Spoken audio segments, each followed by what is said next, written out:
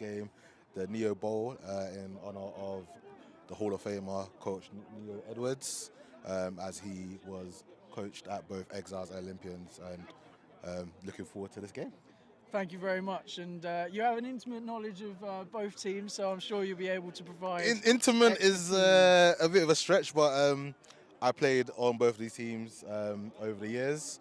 I'm helping out a little bit at the Exiles as well, coaching the linebackers, um, and I've had the honor of being with Olympians for a number of years, and still got quite a number of friends that play here still. So yeah, I'm looking forward to this. It should be a fun game. Now, there's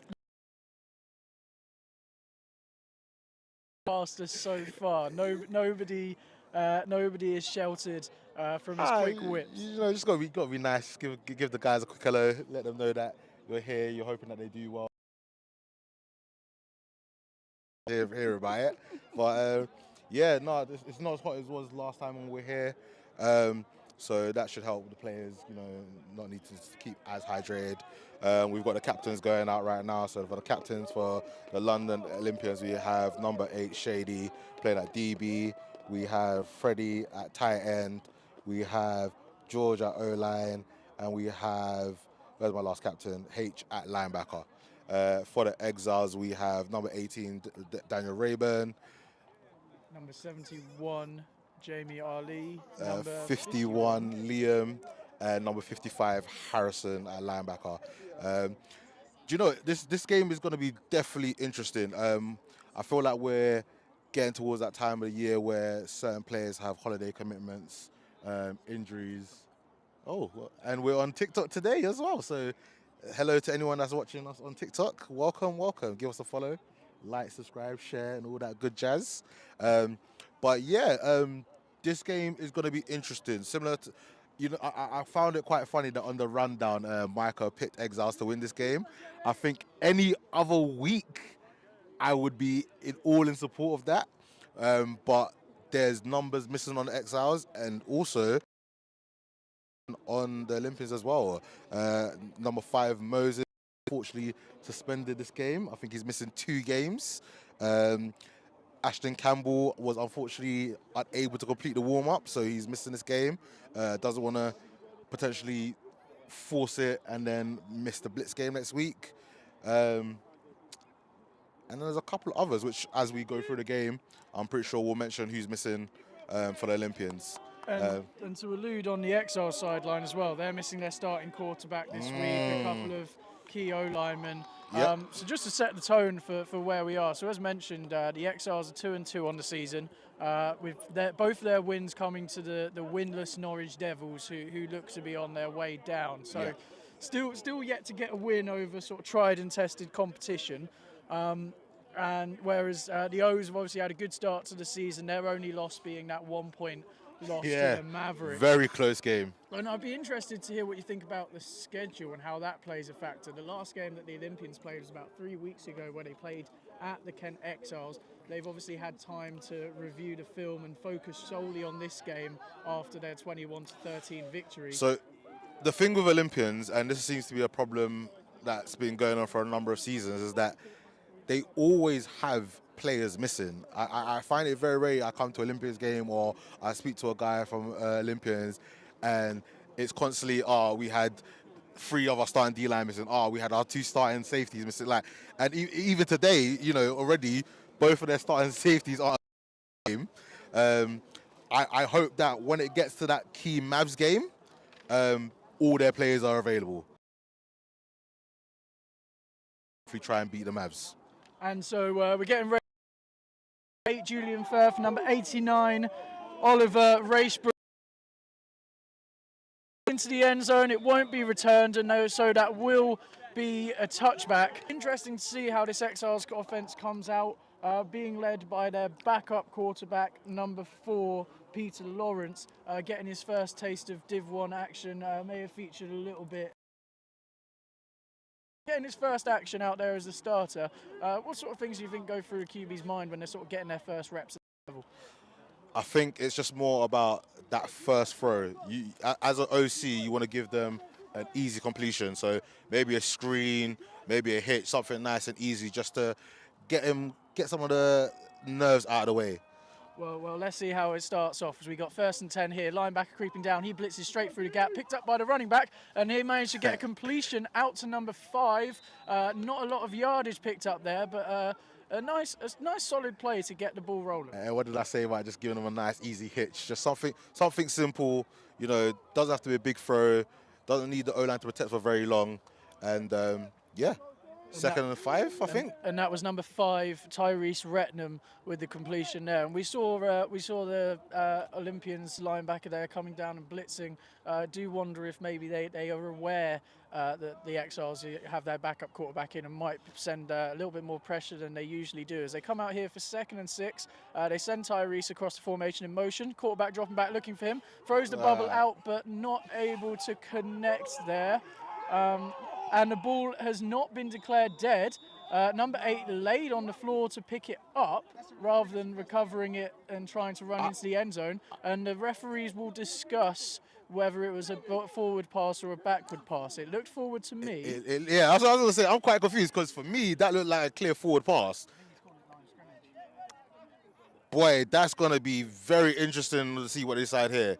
I would be shocked if they give that to Olympians. I would be surprised as well, but I do think fair play to the referees for, if in doubt, not blowing it dead, allowing the play, see what happens, and then we can go from there. That's interesting. But if not, it'll be a big 3rd down very early in the game. But I do want to touch on what we sort of started off with there. We saw them get a nice easy completion on the hitch, and then sort of not able to connect on the bubble. We'll check in for what the referee. And they forward have pass, the incomplete. Forward pass. So okay, it that's will good. be 3rd down. Yeah. So we saw them. They were able to connect pass in what was not, it was a fairly tight window. Yeah. And then on that bubble, do you think that's nerves? Do you think maybe you want to be looking to run the ball a little bit more early on? Me personally, I think that was a good play call. It's just, they just didn't kill it on it. The outside linebacker didn't peel off with the bubble. If the ball had gone to the receiver's hands, I'm fairly confident he would have been able to pick up the 1st down. Big 3rd down here. Yeah, and so both linebackers coming down. They send 6. Quarterback scrolls out looking for a lane there. Safety able to break up on the play. Number 42, Noah Troussard, was the intended receiver there. So they do go 3 and out, but a little bit of promise on Yeah, that. do you know that was a good read. It just, because he was flushed out and forced to roll, it allowed the safety to come onto the wide receiver and break up on the play. It was a good drive. Well, it's a good defensive drive by the Olympians defense. Only gave up 5 yards, and now gives the offense an opportunity to come on the field. Let's see what happens with this punt. And so number 95, Ricky Pierce, coming out to punt, and looks like number 80 for the Olympians is back to receive it. So not their usual punter, but decent punt, got it off. And the ball's taking a bad bounce back towards the Exiles end zone, and it will be down to about the 42-yard line. So the Olympians offense coming out here. They do have their usual starting quarterback, number 19, Dami. What does a presence like that bring to the huddle for a team like this? I think Danny is a very exciting QB in terms that he is a dual threat. He's not 100% fit. But against the Olympians last week, he basically had an 80-yard touchdown run. You can see that he was running with a bit of a gimp, but once he was in the clear, no one was catching him. So the Olympians offense coming out in trips to the left here. So apologies to interrupt you there, Nana. No, that's all good. And so the quarterback's dropping back, looking for Screen. a passing option. Throws it out to number 10 on the left. Couldn't quite get the blockers set up, but he is able to get a couple of yards out there. Solid play, it looked like, by the defensive backs for the Exiles. No, it wasn't the defense. It wasn't the defensive back. It was the outside linebacker, Josh King. Very good tackle. New player to the Exiles. Very interesting that we didn't go start for either a run game or a big pass downfield. It's good to see that we have. I forgot. Trying to find a number. Ayo back on the D line. He's missed the last couple of games for the Exiles, playing down at Hertfordshire. Yeah. And so they send number 88 across the field in motion. And the ball Oh snapped no! High snap! And it is recovered. Recovered by Olympians. It looks. Wait, no. Is it still wiggling out? It looked like he got on it, but then it went between his legs. I'm not sure if he's got full control over it. We'll see as they pull players away from the huddle. I believe number 55 Harrison was there first, and he just didn't dive on it, which is such a shame. If it stays, stays. Oh wait. And the Exiles have recovered it. Oh really? It has. No way. It seems as though the referees. I'm really, you know what? I feel like I need binoculars or something because that looked like Olympians have recovered it. So I did see an interesting fumble recovery earlier this season. The referees referred to it as implied possession, where like if it looks like you should have had possession of the ball and then things change, then they might give you. It looks like 55 dived on it, but then it squeezed out. Yeah. And it looks like they have kept the defense on, and the Olympians will retain that looks like the right decision. Unfortunately, 55's got to be there just a little bit quicker next time and make sure he secures the ball. But that's what, third and 25? Yeah, by no means the start that they were looking for. No. And so they're coming out in trips this time, trips to the right-hand side. Exiles defense backing up a little bit, knowing that obviously the sticks are a fair way back from the line of scrimmage. All 4 DBs stacked about 12 yards deep. Quarterback looks out to the right, looking for somebody. I can't find anybody. Number 58 comes down to make a tackle. Not quite got the speed to bring him down in bounds, but only able to get a few further yards down the sideline. And looks like the Olympians offense will be going 3 and out. It's both offenses have started slow, stuttering. If you would want to call it that. Let's hope that the Coach Murray, who's the head coach and also OC, gets them settled down and, calms down the center, gets them to practice some snaps maybe on the sideline. It was just a shame because that would have been very interesting if the Exiles had gotten the ball on the Olympians, 20? It definitely feels like for the Exiles today, special teams and getting any benefit they can in terms of field position is going to be massive for that offense. We had another dodgy kind of punt. He's touched it. He's touched it. He's touched it. He's touched it. Wow.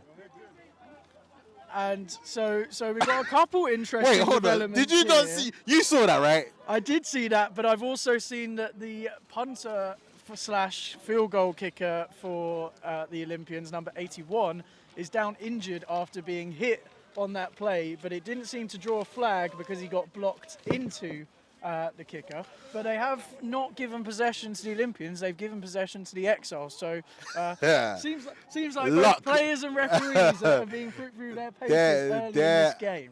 There has been luck on both sides. Exiles should have had a recovery earlier on, and Olympians should have had the ball back just then. So we'll see if the nerves start to settle on this drive here. The Exiles look to be coming out in trips to the right. Quarterback hands the ball off. He's immediately met in the backfield by number 6. Big play there from Osha, number 6 D-line. Abidemi Osho making a big play getting through there. This time not sending pressure with their backers, but you don't need pressure when you've got get off like that. See, as an OC, that's not what you want to see. You don't want to see on a run play D-line getting that penetration. Like, your main focus should be moving the D-line off the ball and then working your way up towards the linebackers. That's a loss of 5. Again, not how you want to be starting your drive. And so they come back out again in trips here, hoping to undo the memory of that play and get the ball moving forward again. Good, solid hit. Good hit. And quarterback dropping back this time, looks to his receiver on the left-hand side, number 8. That's Julian Firth, unable to bring that in. Should have had that. And it won't come through on the stream, but there is, give you a little weather report, there is a little bit of wind blowing around here, and I think you can definitely see on that throw, when the quarterback hasn't necessarily got the strongest arm in the world, it can be quite tough to get that ball out and deep to the sideline without letting the safety come over the top to help break up that play. That is going to be an interesting matchup today. We've got Julian in number 8 against number 38 of London Olympians, Angel. Julian definitely has a step on him, but, the O-line's got to hold up so that gives the quarterback enough time to get the ball out. And so the quarterback's looking out to the side this time, manages to find Tyrese, number 5, again, but he's met by 3 Olympians to bring him down, so he won't be able to get a first down. So we will be going 3 and out again, and we will be punting away to the Olympians. Let us see if we can get a good snap and a good punt. So far, both snaps have been not great for the punters, which has potentially caused an injury to number, is it 81? Olympians punter slash field goal kicker. Yeah, let's hope that. Obviously, it'll be a good thing if it's another bad snap, and then this time Olympians have got an opportunity to recover it. Let's just see what happens with number 95, Ricky, who's also playing D-line and tight end today. And so, not the best snap in the world, but he's able to get the kickoff, and it doesn't go very far at all. Looks to have gone out of bounds at around the 40-yard line. I think that's a bit of the wind. I want to be nice to the long snapper there. It is windy, but they're going to have to make some adjustments. Be, almost in a sense, aim to the left and let the wind catch it and drag it to the right and have it more centered. Olympians back out for the second drive. Yeah, it's some of those minor points, but it looks like a different football. Like normally you see teams use like the Wilson leather balls, but this one looks to be look at this. We have a change at quarterback. We have Aaron Griffiths, aka Brady. That's the nickname I gave him when I was playing with him, and he is still playing.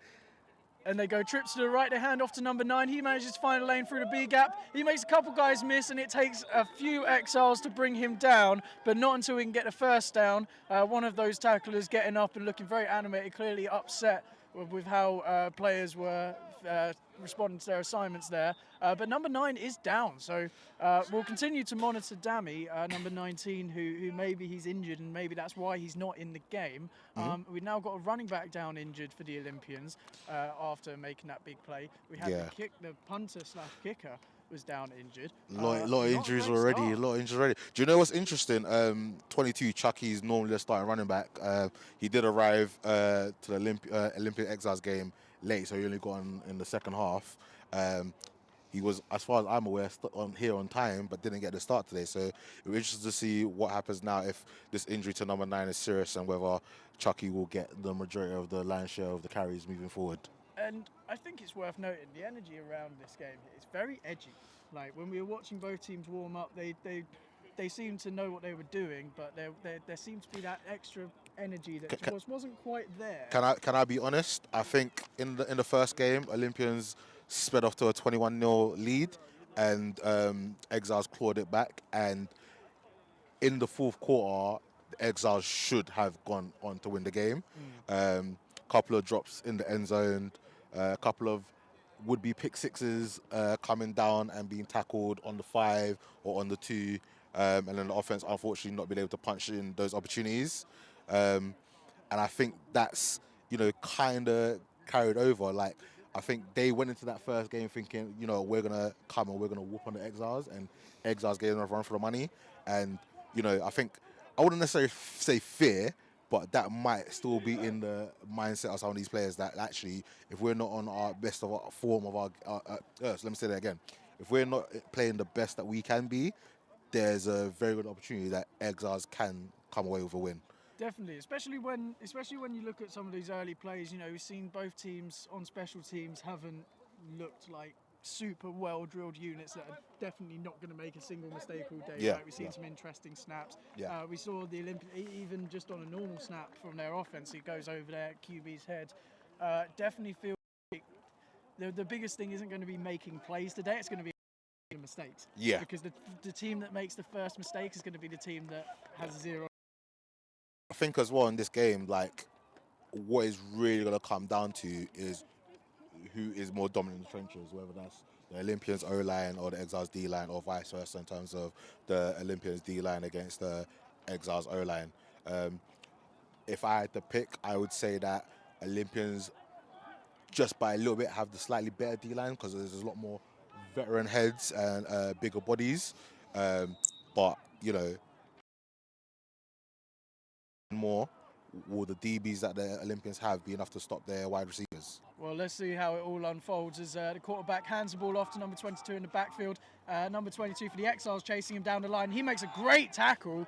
Looks to have got him behind the line of scrimmage. Josh King getting in there, making a couple of plays early. And that's a fantastic play. I don't think people actually realise how difficult it is to chase somebody down the line, force them out to the sideline and keep up with them toe to toe to make that kind of tackle. 2022, Josh is a player that any coach would like to have on their team. He's very coachable. He's always putting in effort. You know, he does as he's asked and he leads by example. And yeah, like if he can carry on setting that edge and having to force the Olympians running backs to bounce back inside, the run game will be slowed down. And so on 2nd and 15 here, we'll see what the Olympians do. They look to get a bit of play out. And he's in the backfield! Again! Big sack!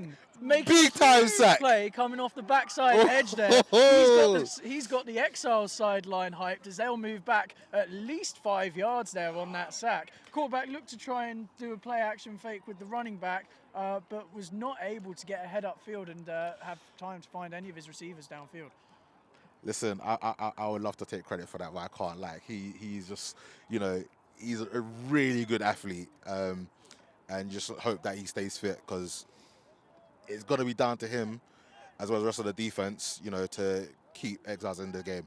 As long as the score stays 0-0, which is obviously a very Michael-owned thing to say, but as long as it stays 0-0, Exiles have an opportunity to take this game. And so quarterback's in the gun, looking to take the snap, and he's looking downfield. He's scrambling away from a couple of Exiles defenders, looking down the sideline, doesn't get a completion in there. Pass is broken up by Daniel Rayburn, number 18. That was very interesting that you saw number 76, Ikenna, there, previously playing O-line. He's wanting to give a hand at playing D-line. You know, another young athlete that's, you know, make his way in the game. With some improved coaching, you know, he might be able to make that transition from playing O-line into a really dominant D-line. And this Olympians offense has definitely been underwhelming those first couple of possessions. Not quite able to find their feet and will be punting once again, hoping to maybe get their defense in a position to get points because they're going to look to pin them back deep. Now, do you think it's... is that a new punter or the punter that's injured? It's the same punter, the punter that's injured, which would make sense if the ball only went about 25 yards. Do you know what's weird? Like, in warm-ups, yeah, he does really good punts that go very far. But I guess, obviously, there's no pressure, there's no wind, there's no 11 other opponents trying to, you know, come and block the punt. But when it comes to the game, his punts just don't get the distance that you'd want as a head coach. Hey, I think that specials are generally an underrated art, but yeah, we need more kicking coaches in this country. Clearly, we need to get some booming punts going downfield. But Yeah. This is unfolding quite interestingly in this first quarter as Exiles have possession at about roughly the 15-yard line on 1st and 10. Neither team's really been able to string consecutive first downs together. Exiles offense coming out in spread now as they start off with a handoff. He manages to shed the first tackle, but doesn't manage to get much more than that, only gaining about a yard and making it 2nd and 9. So straight through the line of scrimmage there was number 55, Tunde. What was the game that you commented against at London Blitz, the Prem one? The Hertfordshire Cheetahs. Yeah, so he was previously at Hertfordshire Cheetahs and transferred over just before deadline day to London Olympians. I was quite surprised he transferred over because I felt that he had a good game against London Blitz, other than the full start. Well, sorry, not full start, offside. Well, let's see what he can add to this Olympians defense here today as they send number 5 in motion, and once again the running back looking to get downhill but not able to get the yardage that he needs. That was actually a very good tackle there by Banks, number 45 for London Olympians. Good effort, set the edge, didn't allow the running back to bounce outside. Did what he was asked to do. And that running back in the backfield there for the Exiles is Rob Samuel. And now we'll be looking at 3rd and 8. And this is it's very quickly become a game of field position. Yeah, it's a defensive game. Like, who blinks first? Who makes that first big mistake? Like, we've obviously had one, but the Exiles were unfortunately unable to recover it. So let's see what happens now. And so the quarterback's dropping back, looking for somebody downfield. Lots of contact and a couple players on the ground, but nothing worth throwing a flag over. And we will be looking at a 4th down punt. All right, so this will be a 3rd time lucky for the Olympians offense. I think, you know, this is where you'd hope, like, they've got all the nerves, they've got all the mistakes, everything's been ironed out. It looks like Aaron Griffiths is going back in at QB once again. And it looks like Chucky will be the running back to start this next drive. And so number 95, Ricky Pierce, once again will be punting the ball away. Need a good snap High here, which they snap did. again. Better punt. Don't let it bounce. Oh no! And Oh my God! I don't even know what to say about that. And so Oh, the gosh. Olympians have come up with the ball. See, Wait, what? No, shouldn't. the Exiles touched the ball. So I don't know why there was a fight for possession, because the ball is dead from where it touched the Exiles player. Sorry, I'm very confused because I thought 28 touched the ball first. It looked. Okay, so all right, cool. It looks like it has been recovered. See, I thought from my eye, it looked like it touched an Exile. So I thought, Yeah. well, this just dead. Yeah, dead so there, right? okay, so it touched an Olympians player first. An Exiles player knocked it up in the air, but was unable to recover it. And you can see the coach giving some very good coaching points to number 28 after that. But play. do you know what? Yeah, there wasn't a poison call. Yeah, even though the players should have known, there wasn't a poison call. There wasn't a getaway call. There wasn't a run off to the sidelines. Like it was a mistake that could easily happen, and that could be helped by the sideline by shouting out poison or shouting out whatever word or phrase that they want to use to tell their players to get away from the ball. And so we're now looking at 1st and 10 on the 40-yard line. Chains hadn't quite realised that that's what we were looking at. Do you think we'll ever get to the level where like each team can provide a chain crew that actually know what they're doing?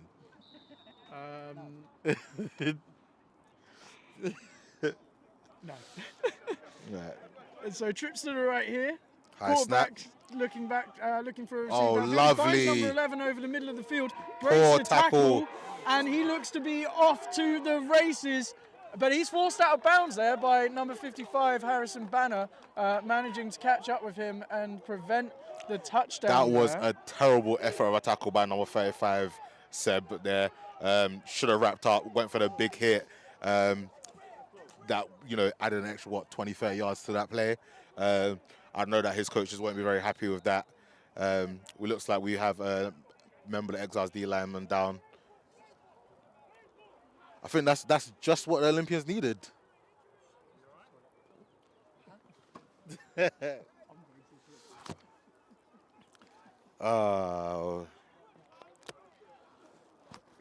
Well, we did say it will be who made the first mistake that was critical, and it looks like we just had that. So, Am I Olympians. stepping in here?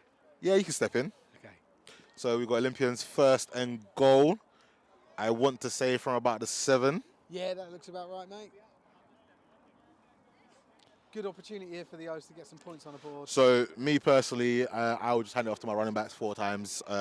Yeah. I'm not gonna mess around. I do believe, that Olympians would like to think that their run game is superior to the But it Exiles was a D-line. mismatch, right? 55 was covering 11, and he just didn't have the legs to cover him. Yeah. The mismatch got him downfield, so why not target the same thing? Well, that's if they do the same thing. Well, in the short, I believe that when you're that close, and you have a very mature quarterback, do you want to risk him potentially being teed up on and getting injured? Because again, we haven't got an update into regards to whether number 19 Dami is injured or whether this is a tactical decision. Yeah. If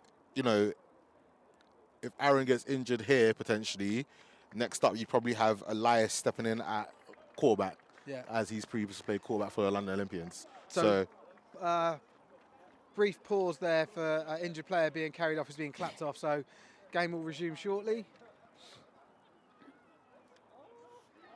So here we go.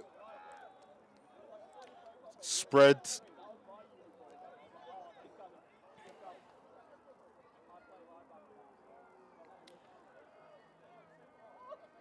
Oh, he jumped on the Oh, line. high snap again.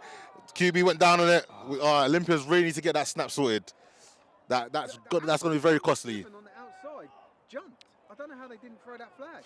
Well, we always want to say nice things about the refs, but there's been a couple of things that they've missed today already. Well, So that ref needs to quit. No, I'm joking. yeah, it's a bit. I didn't see it, but if you saw it, I'm gonna have to trust you on that. No, yeah, it's not about trust. It's about what happened. It's fact. All right, so the center is his snaps are getting their back, but it's a bit high, and again, that's pushed them back to the 15. Now it changes up my running the ball 4 times because you are further out now. Good snap, throw it to the end zone. And He's dropped by Elias. Unfortunately, he had enough separation there. Very well thrown position there. And I've got to say, I like the technique of that play. It's something we don't see from receivers a lot in this country, is being able to actually open up to the back shoulder, then let your momentum take you away so the DB can't rip the ball. So I like the fact that he actually tried to do that. He just could not keep the ball in his grasp. All right, so we'll talk about this after. Let's see what happens on this 3rd down before we get to what their decision is going to be made on 4th down. As they come out in trips to the left, obviously maybe we thought the field goal kicker was potentially injured, but he isn't now, so maybe that factors in. Exiles defense showing press at the start of the play. Quarterback looks out to his left, tries to find his receiver. Underthrown, shame. And no flag for holding. Good defense there by number 35, forcing him out of the seam, pushing him away from the ball, and sets up the big 4th down. Okay, so I got a lot of grief on my first game commentating that I called a PAT a field goal. Yeah, like, I'm sorry, guys. Yeah, I was under pressure. It was my first time commentating. I do know the difference between a PAT and a field goal. I just botched it. Yeah, so I'm not gonna explain it. But so it's a field goal worth 3 points. Or it could be worth 0 if it misses. And Yes. We'll see what happens here. It's a bit windy. And it's about a 34-yard kick. All right. Good snap. Good hold. And kick is short.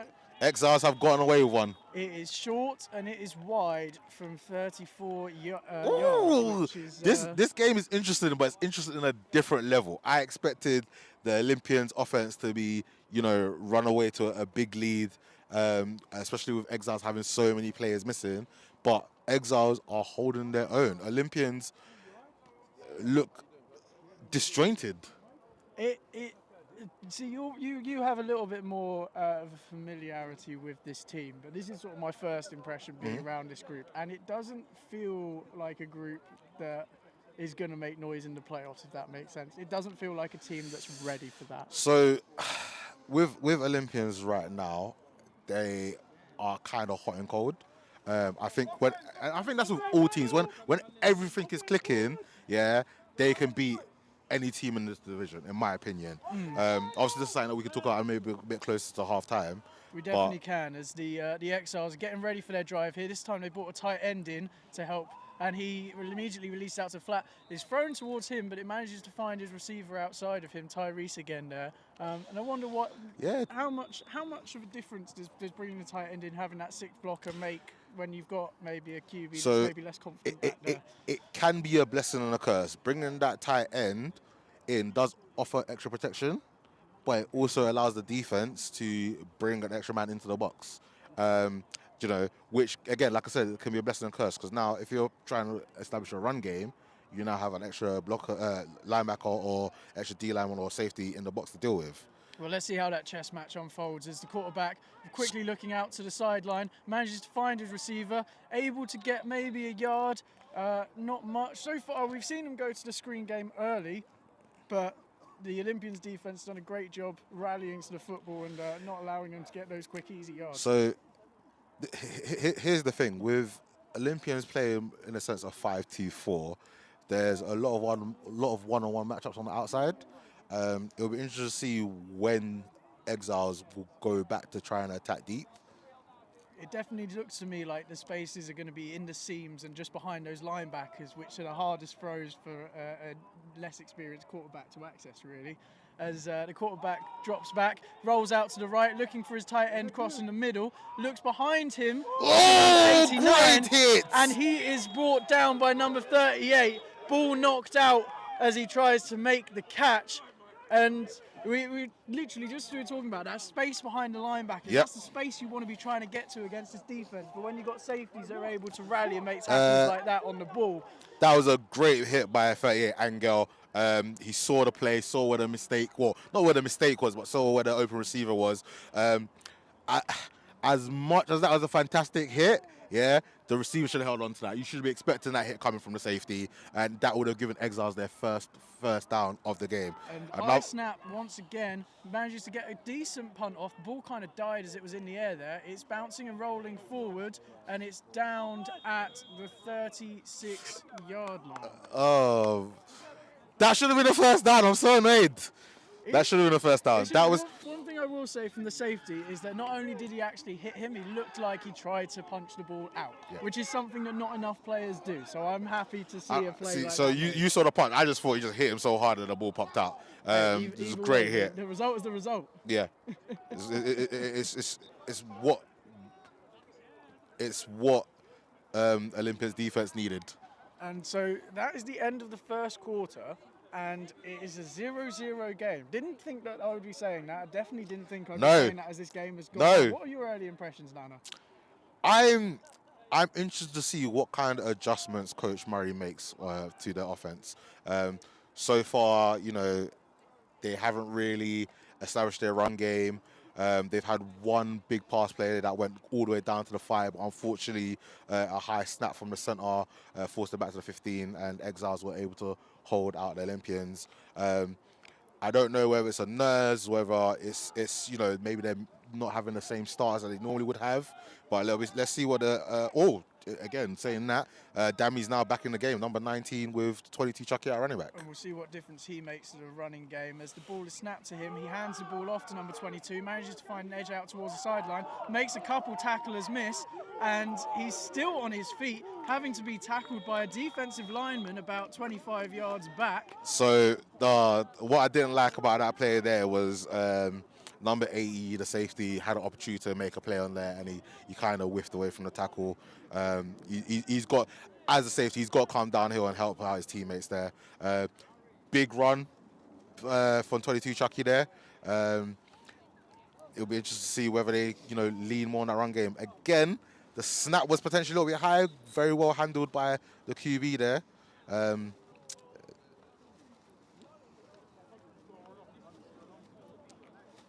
And we'll see what's.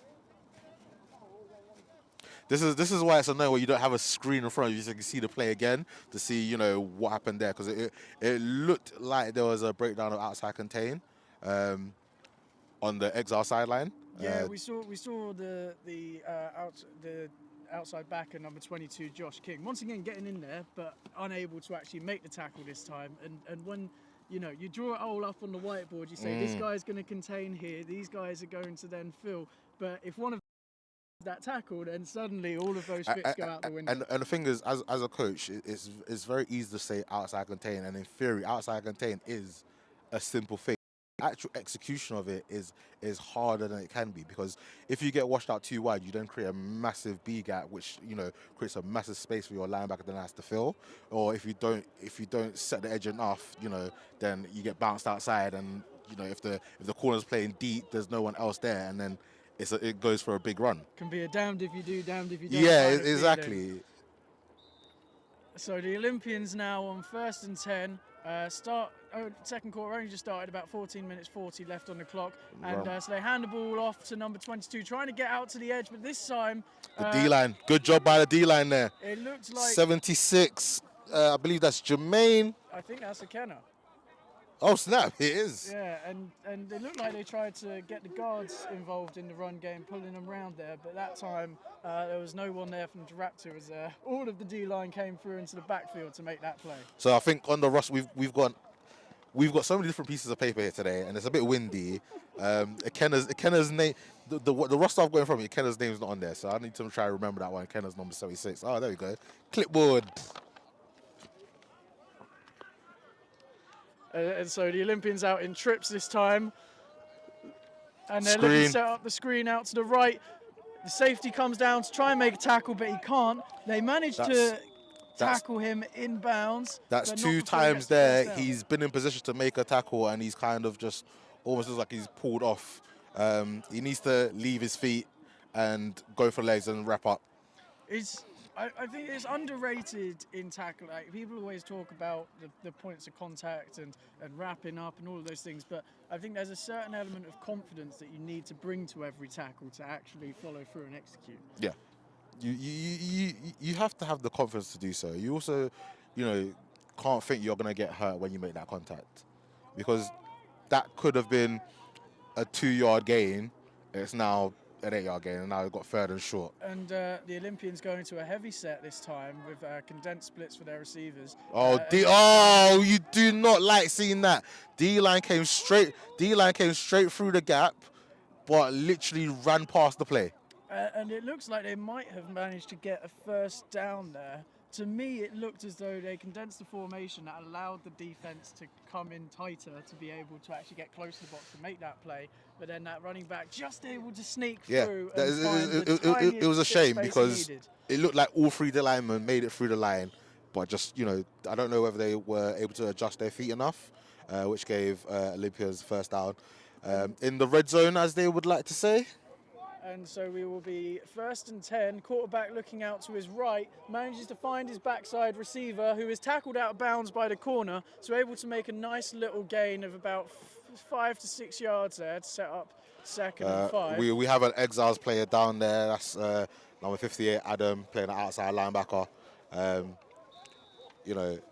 So while we've got a little bit of a break for an injury timeout, the Olympians' handoffs at the moment, when they're going in that pistol look with the running back behind the quarterback, it looks like they can never quite get the timing right. Yeah, so I don't know whether, again, I don't game if it's the same center that I played last game. The snaps are unfortunately wide. It's just in terms of like height, they're either a bit too high or, you know, not coming out as quick, which is forcing the running back to have to slow down a little bit. I know that with some running back coaches, they like their players to take a bit of a bucket step or a half step back before they go forward, so that they can time out with a snap.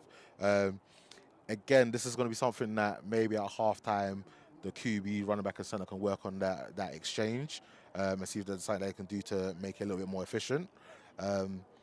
But the run game seems to be working. I don't know. I would hate to think that's because the Exiles D-line and linebackers are tired when it's, you know, only the second quarter. But 22 Chucky's finding space, even though it does look at times that there is no space to be found. He's making a very good cut in the backfield and gaining a lot of yards. And so definitely interested to see this O-line, D-line matchup. It's been a good one so far. And so quarterback's dropping back on 2nd and 4, looking out to his sideline. He's looking at his tight end, but couldn't find that him. is a and he is great chased down tackle by number 95, Ricky Pierce, able to get Dammy in the backfield. Great tackle. And like I said, Ricky is playing D-line, he's playing tight end, he's punting today.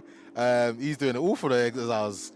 And so while the Exiles might not necessarily be a powerhouse of a team so far to start the season, we've definitely seen some very impressive athletes on both sides of the ball. Yeah, Ricky is someone that's come from the squadrons that folded earlier this year. You know, he's had a major impact since he's come to Exiles. A lot of plays. He scored a touchdown last week as well. I think that was his first for the Exiles.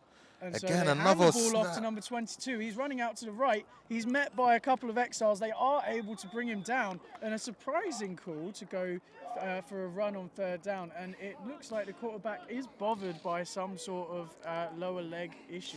Yeah, he's not moving. I want to say that either last year or 2 seasons ago, he injured his ACL and he's been slowly recovering from that.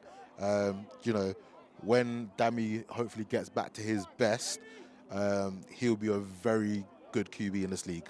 And I think it definitely presents them some problems, as their starting quarterback definitely didn't seem to add as much of a dynamic dual threat as 19 tried. I think it does help, because with 19 in the backfield, as a defense, you can't just, in a sense, tee up on a run game, because there's a potential that Dammy can just take off if, you know, you don't have a QB spy on him. And like I said, in the last game, one of the touchdowns was him going for like 60+ yards untouched, you know. So that is something that is probably in the back of the mind of the players at Exiles as well. Now, here is the problem, yeah. You've had a good defensive stop. but you are now starting on your own 15. You know, a holding call puts you back, a bad snap. You know, you don't want to fumble here. You know, obviously you don't want to be too conservative, but you don't want to do anything too crazy that gives the Olympians offense a very good starting position, because as well as both offenses are stuttering, if Olympians get the ball on the opposition 10, 15, you would hope that they'll be able to punch in.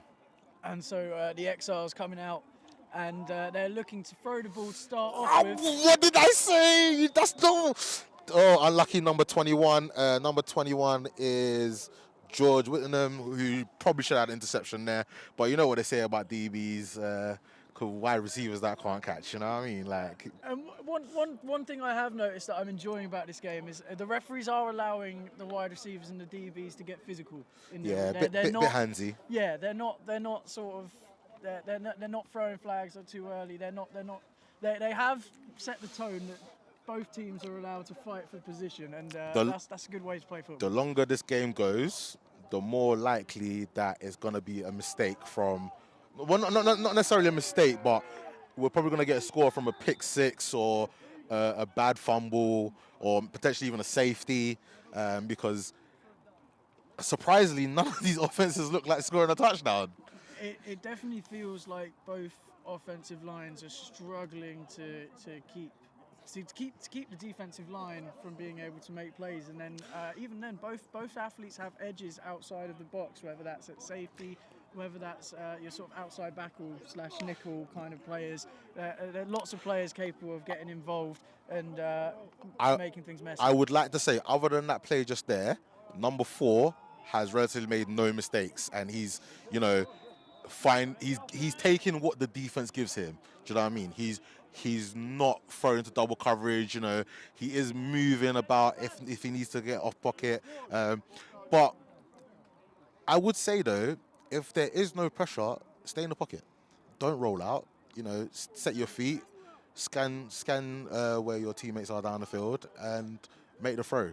But you say he's taking what the defense gives him, but I'll say this: the Olympians' defense is not giving them a lot. They're playing some good tight coverage downfield as they manage to set up a 4th down punt, and all right, so looking at both teams remaining scoreless. We're in number 1 today, but it's not Bluey. It is Jeffrey Ajay. And this time we hear a very loud poison call as the ball rolls down to about the 39-yard line. Decent punt, but again, Ricky, during the warm-ups, his punts were going a lot further than that. Now, obviously, like I said, the wind is a factor. A lot of those long snaps have been going slightly wide to his right.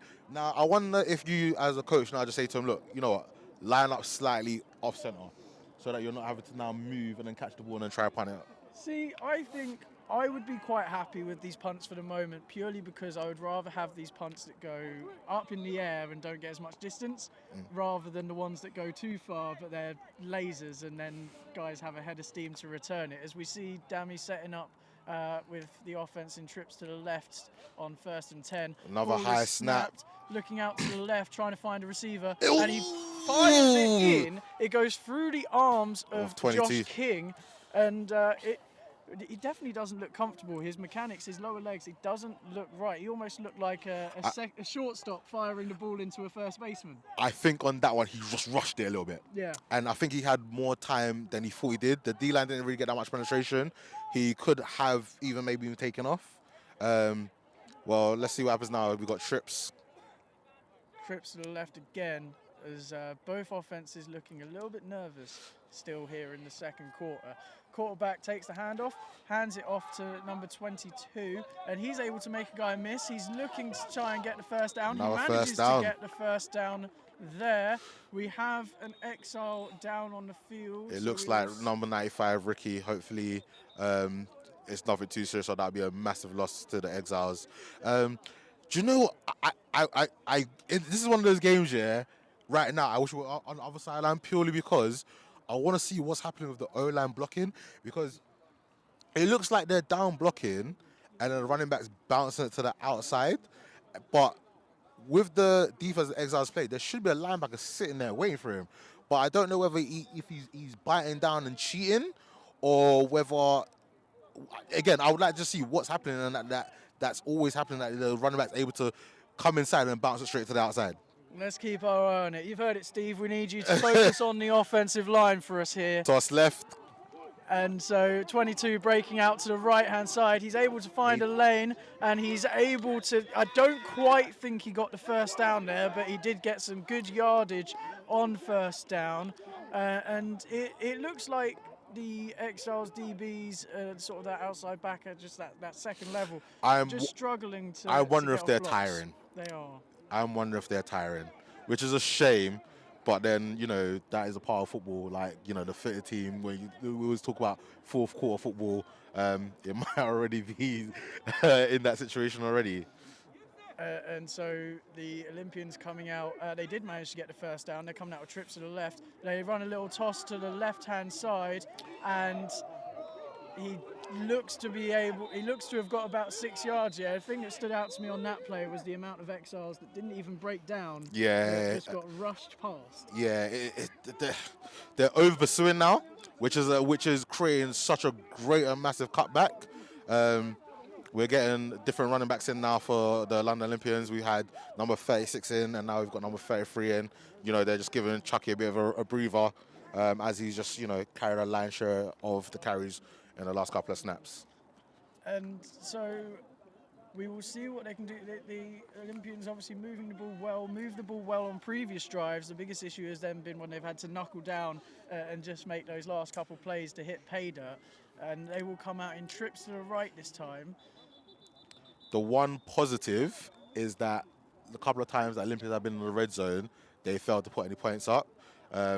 You would like to think that if Olympians score now, will they be able to, would that give them the confidence to now run away with the game and, have their offense start to click, have their defense start to, be that little bit more aggressive? Because obviously when it's a one-score game, you still got the option of running the ball, passing the ball, but if it gets a situation where there's 2, maybe 3 scores, that's going to force Exiles to become very one-dimensional and have to throw to get back into the game. To me, it definitely feels like this Olympians offense is a lot closer to executing than the Exiles offense. They still feel like they're a way off from finding their feet, but the Exiles defense has found themselves hanging about in this game a lot stronger than I thought. Yeah, but it's annoying for me is that a lot of their linebackers are overflowing and missing tackles, and runs that should be 1 or 2 yard gains are now turning to 6, 8. Do you know what I mean? And if they don't find a way to resolve that very quickly, it could lead to them conceding the first score of the game. And I think that's exactly why the head coach, Coach Junior Hayden, has probably called a timeout before this play, because he's probably seen those things and wants to iron them out straight away as the Olympians take the snap. Oh, that could have been a pick six. And well, I don't know if we got that far, but the play was broken up as they tried to target the tight end number 88, Daniel Rayburn at number 18, coming down to break on that play. I think I got a little bit excited there, but I think if we maybe got in there a little bit sooner and got in front of the tight end, there actually may have been a potential that there was no one there in front of him to stop him. But I know why you got excited, because anybody that's watched Rayburn play knows that he's got the wheels, incredible eyes to see what's happening, and he breaks on that ball, and we've seen him many times pick off those plays. Big third down here. And so quarterback's looking to escape. He's being chased by a few Exiles. He has his helmet ripped off and still live, and he is tackled. The referees did not blistle that play down as the helmet pops, and we have a couple of afters going on. Obviously, but again, the quarterback that was silly. Like if you tackle properly, that situation doesn't happen. Now you've got a flag. You've probably given the Olympians an easy first down instead of a nice massive stop. And we'll see what the referees whistle here. Lucky, obviously, that there was no contact to the head after the helmet had been. We've gone from what was the Olympians moving the ball down the field, looking consistent, to now once again losing their rhythm and finding themselves, obviously pending what the referees decide on. Well, it's got to be a face cage. It doesn't have to be anything, given how referees sometimes call games. They got to take they either got to take a timeout, or number 90's got to come out for a play. Doesn't matter. Once your helmet, we normally like to give them a bit of a plug, shout out, because they're also involved. Without them, these games wouldn't happen. And so they seem to be marching them back, but we'll try and hear for the official call. And that's 2 mistakes so far this game by that player. Hopefully there's not a third, because normally third play, that's a major mistake, normally leads to a touchdown. Yeah, that was. We haven't. But I don't believe he did actually make the contact with the face cage, but I think he got his hands underneath the helmet and was able to rip it off. But the thing is, he you come from the backside. That was a prime opportunity to give the quarterback a really good hit. And he manages to execute a throw out to the number 11 on the outside. He manages to bring the catch in, only for a couple of yards though. So it will be second down. And we've seen the Olympians get to the red zone a couple of times today. Not had any success so far, but they're looking to change that. Number 22 is in the backfield again for them. That's a difference here, where they have, again, so far, snaps have been good. And so the Olympians in trips to the left. Another good snap. Hand the ball off to 22. He's looking to get to the edge. He manages to break a tackle, but does manage to get some yards. Doesn't quite look like he was able to get a third down. Okay, I think nearly that time I saw what's happening. It almost looks like they're doing a counter play. So I'm getting into a bit of vision so I can see exactly what's happening. But it looks like, where the running back is sub, it looks like he is basically taking 3 steps to his right and then immediately bounces straight back. So it's not that he's bouncing it outside. It looks like it's actually designed for him to run a counter. So let's see if they run that same play again, even though they have changed running back. But we're in a vantage point where we can see a little bit clearer. And so trips to the right. Yeah. And he is tackled, so I don't think he will get the first down yardage based on where the officials are coming in to spot them. But this is where I feel to be a pagan and say this is where they go for the PAT. But I've seen that kicker so far today. I am burying my head and moving the ball forward on 4th down. I was gonna say, like, me personally, I'm quite aggressive, so I would go for a 4th down. It looks like that's exactly what's happening here. I think that's the conservative thing to do. I think the field goal is the risky one. Well, yeah. Well, it's 4th and short. Chucky is not in, which is a surprise, so maybe they're going to throw it here. And so they set up with trips to the right, and they will toss the ball out to the right. 22's chasing it down. He's not going to make it. He didn't make it. He's not a touchdown, but he got the first down. And so he's been ruled out at about the 1 yard line. And surprising that he managed to even get to the edge there, as there have been a couple of Exiles. I think one of the D linemen actually got in 22's way, who's chasing it down from the backside. Giving them a fresh set of downs, and here's the issue: 22's now come check back into the game. And I must say that the spacing doesn't quite. It's worked so far, but the spacing still seems like it could potentially be ironed out on the Olympian side in the run game. After this game, I might have to ask Coach Murray for that play just to see how he's drawn it up and seeing exactly how it's been executed. So they've gone to an offset I. 20 at fullback, 22 chucking in the backfield. High snap. They hand the ball off to this snap by number 58. Come on, we need to sort out this snap, man. This is actually going to be an issue. You've got what, 1st and goal from a 2 to now 2nd and 8. They have to sort out the snap. It's going to be like in a game where realistically Olympians are the favourites to win, but again, they've got the Mavs up again. If they have any hopes of winning the division, they have to beat all the other teams and play against back and beat the Mavs by more points than the Mavs beat them. And I'm sorry, they have no chance against the Mavs. So I wonder if you'll see what I'm seeing. What I'm seeing at the moment is that the Olympians are trying to set up the sort of your gap scheme runs with the kick wrap, but it looks like the O-line are moving too slowly, and the Exiles are able to get the pressure off the edge where the guy isn't getting kicked. But then they're getting pressure with their D-line, but their linebackers aren't flowing and getting there, which is very frustrating. And so we got trips out to the left as we're on 2nd and goal from the 8-yard line. The quarterback's looking out to the Screen. right, setting up a screen. It's And Tyrese. Tyrese, number 6, is able to blow up the screen. So the running back was able to leak out. No offensive linemen were able to set up blocks ahead of him downfield. And so he will be brought down. I, as well as giving credit to the linebacker there, Tyrese, I also give credit to Coach Junior, who, you know, gives the players a very detailed scout of what to expect from his opposition each week. That was something that, you know, they ran against Exiles a lot in the first game, and Exiles didn't really do the best job of handling that. And here we see here they did a much better job. And so on 3rd down, they look over the middle to their slot receiver.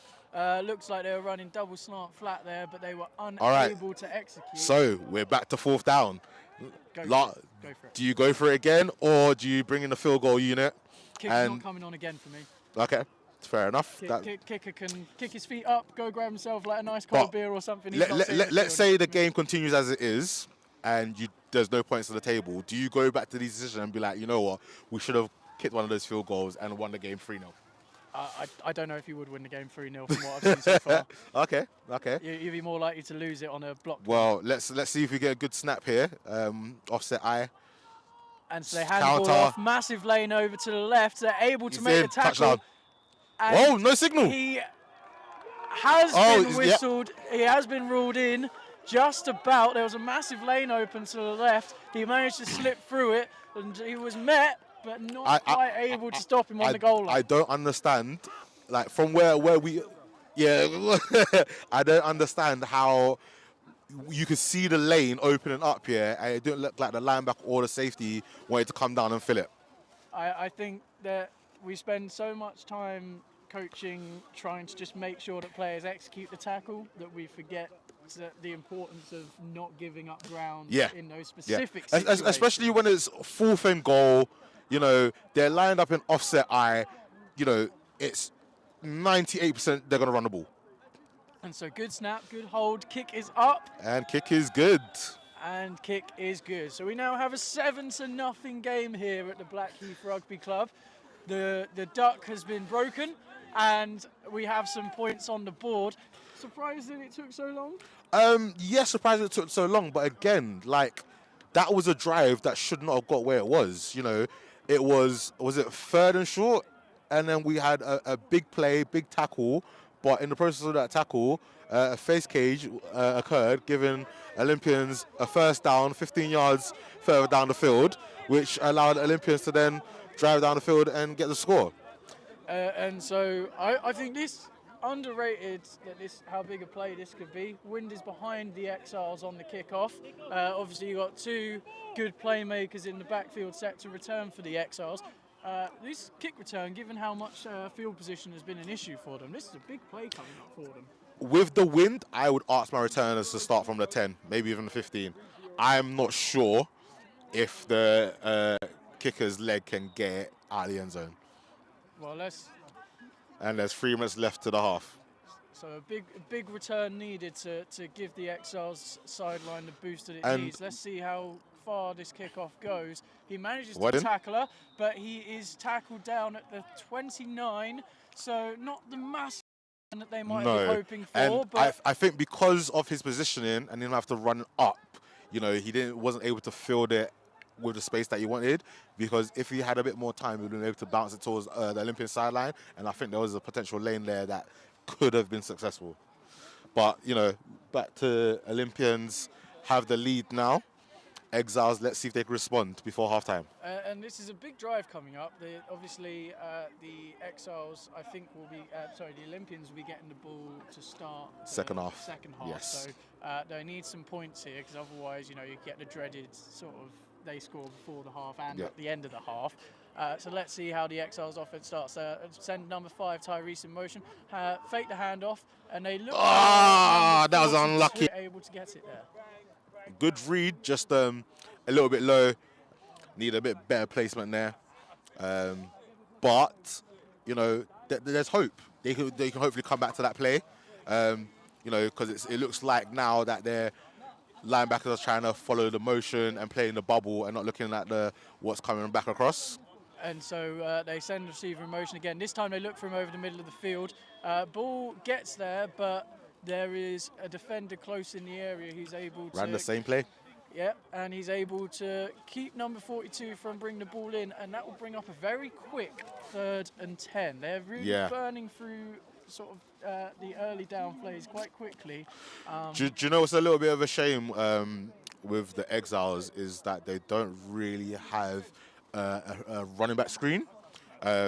Obviously, I'm not saying that that's always going to be an effective play to run in all situations, but, you know, with a team where the front 5, in a sense, is very aggressive, our running back screen could, you know, provide quite successful. So they send 5, that linebacker, number 59, blitzing up the middle, and it forces a throwaway. And as you saw how quickly the line came through, if you had an RB screen there would have been no one there to make a play on the running back. It's a shame that's not something that looks like to be in the Exiles playbook.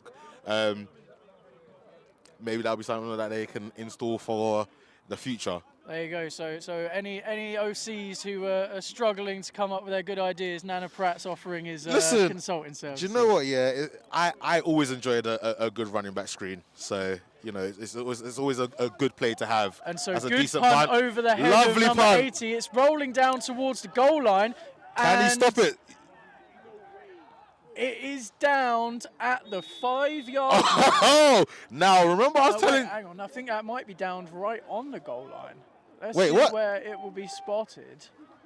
That is spotted just on the goal line, it looks to be. And I'll drop the clip. Now remember I was telling you about these bad snaps and we could potentially get a safety? Yep. Well, let's see if I'm doing my best Tony Romo impression here with I'm calling a high snap here out of the end zone.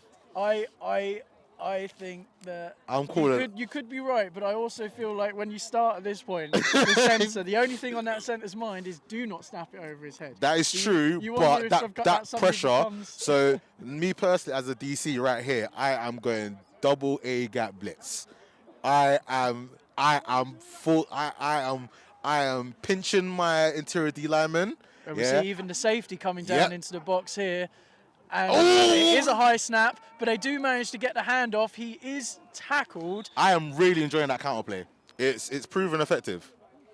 It looks like the tackler and guard are down blocking, and then just literally washing everyone down for the running back to cut it back.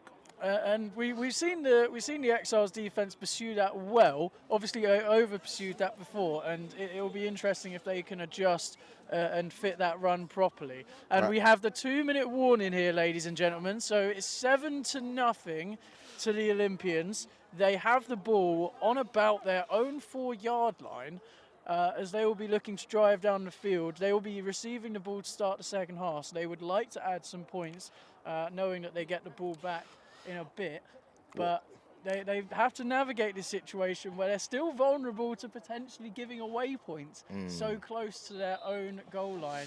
Well, it's on the 4-yard line, so it's still potential of a safety. Still got a high snap. It is a high snap. There we and go. It does the back of the Wait, there's a flag. There's a flag. There's a flag on the play. There's a flag on the play. Let's see what that flag's for. Yeah, let's see what that flag's for. Hasn't cashed his lottery ticket just yet. Hold on. Can we get a signal? You're going to do the hands with me. I called it. Drum roll, please. Do we get the signal? Is it offside by the defense? Is it a full start by the offense? Is it a safety? Is it not? Let's see. Come on, refs. Come on. Taking long.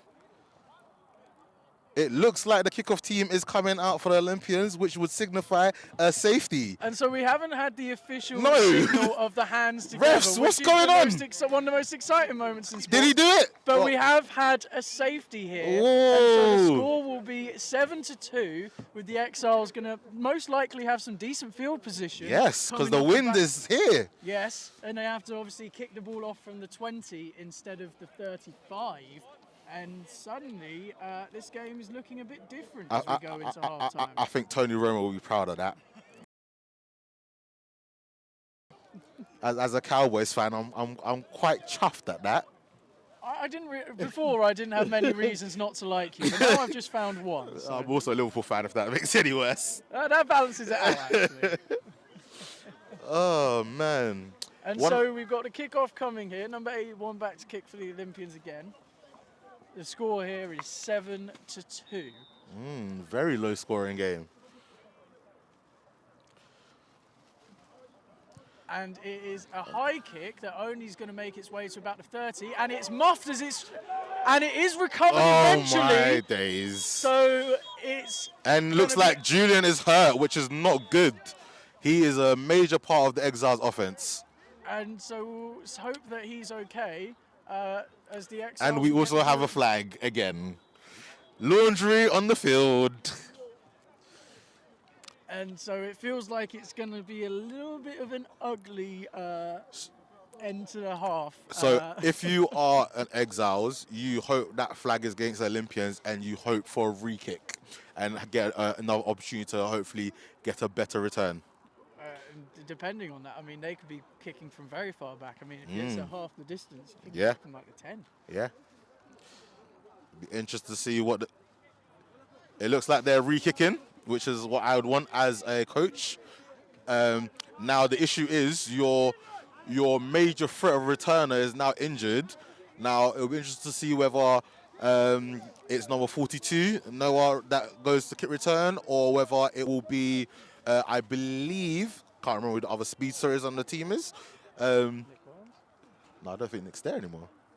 Is he? What number? White guy. You got the 86. So in the beginning from earlier, the running back. I don't think so, no. No, that's 89, no? No, I definitely saw him over there. I'm trying to say it was away from the mic.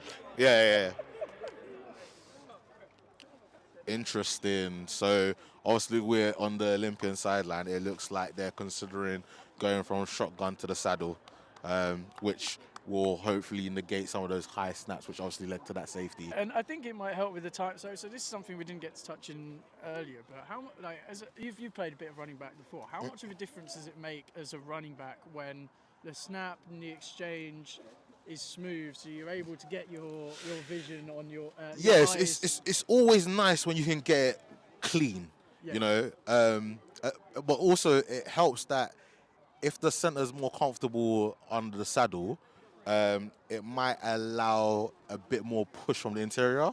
Like I said, with the way Olympians are running this counter play, I want to offer some advice from where I am, but I can't. We've got to be impartial. Exactly. Kickoff. This time the kick is low, and it will be brought in by number 89. And it looks like they may have been trying to set up some sort of reverse or something of the like, but it just didn't really happen. It looked like 42 Noah got in the way of the returner. I think, to be honest, he was trying to go and lead block, but just didn't time it right. Now, 2-minute warning. Has already passed. I think there's maybe a minute and a half, minute 20. Only one time out for the Exiles worth. Do you go for it? Do you literally be like, you know what?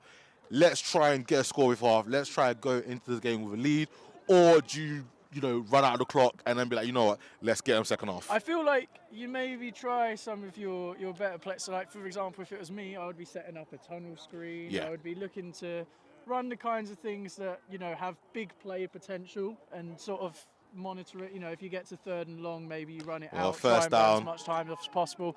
As they try and get the ball to number 42 there. But I think this is where you can sort of see the inexperience of the QB coming into it as he's fading away from throws in a clean pocket. I wouldn't say necessarily inexperience, but I feel like in that situation, he should have maybe shifted to the left of the pocket and then made the throw.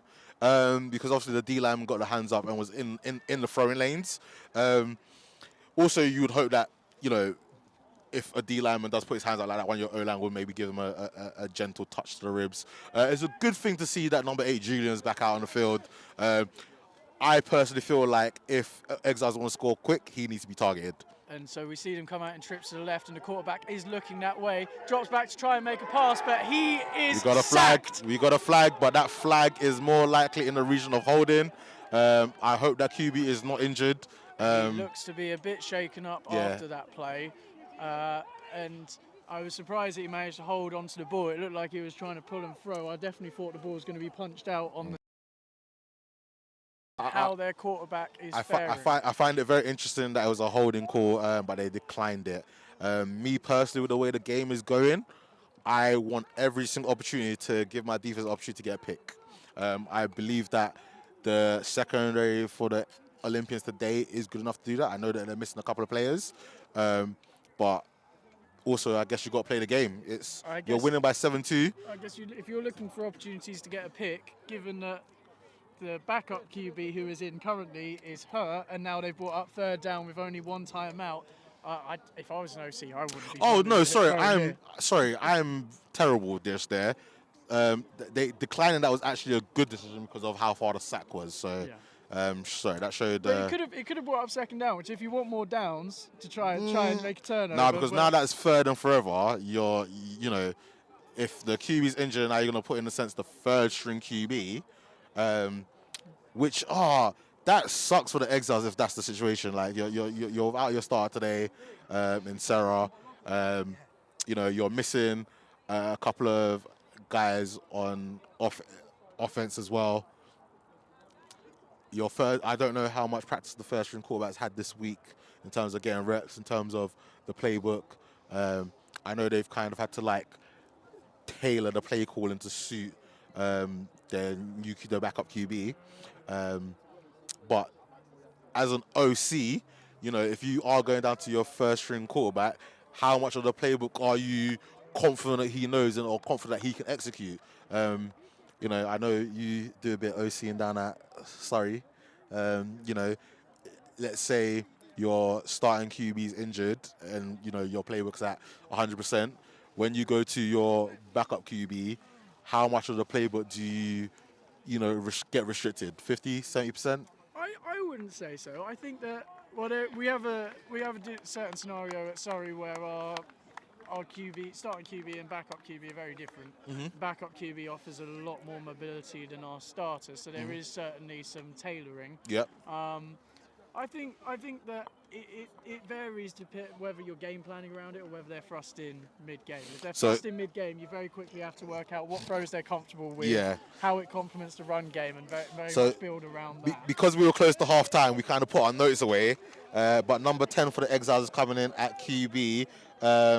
I believe it's Ryan once. Oh no, it's Rodrigo Fetor. So they come out with third and forever, and they've come out motioning number 5 across the formation, and they that was a good decision. That was 86. That was smart. Get to half time, and I hope that your QB's injury is not as serious. Get the physios to work on him.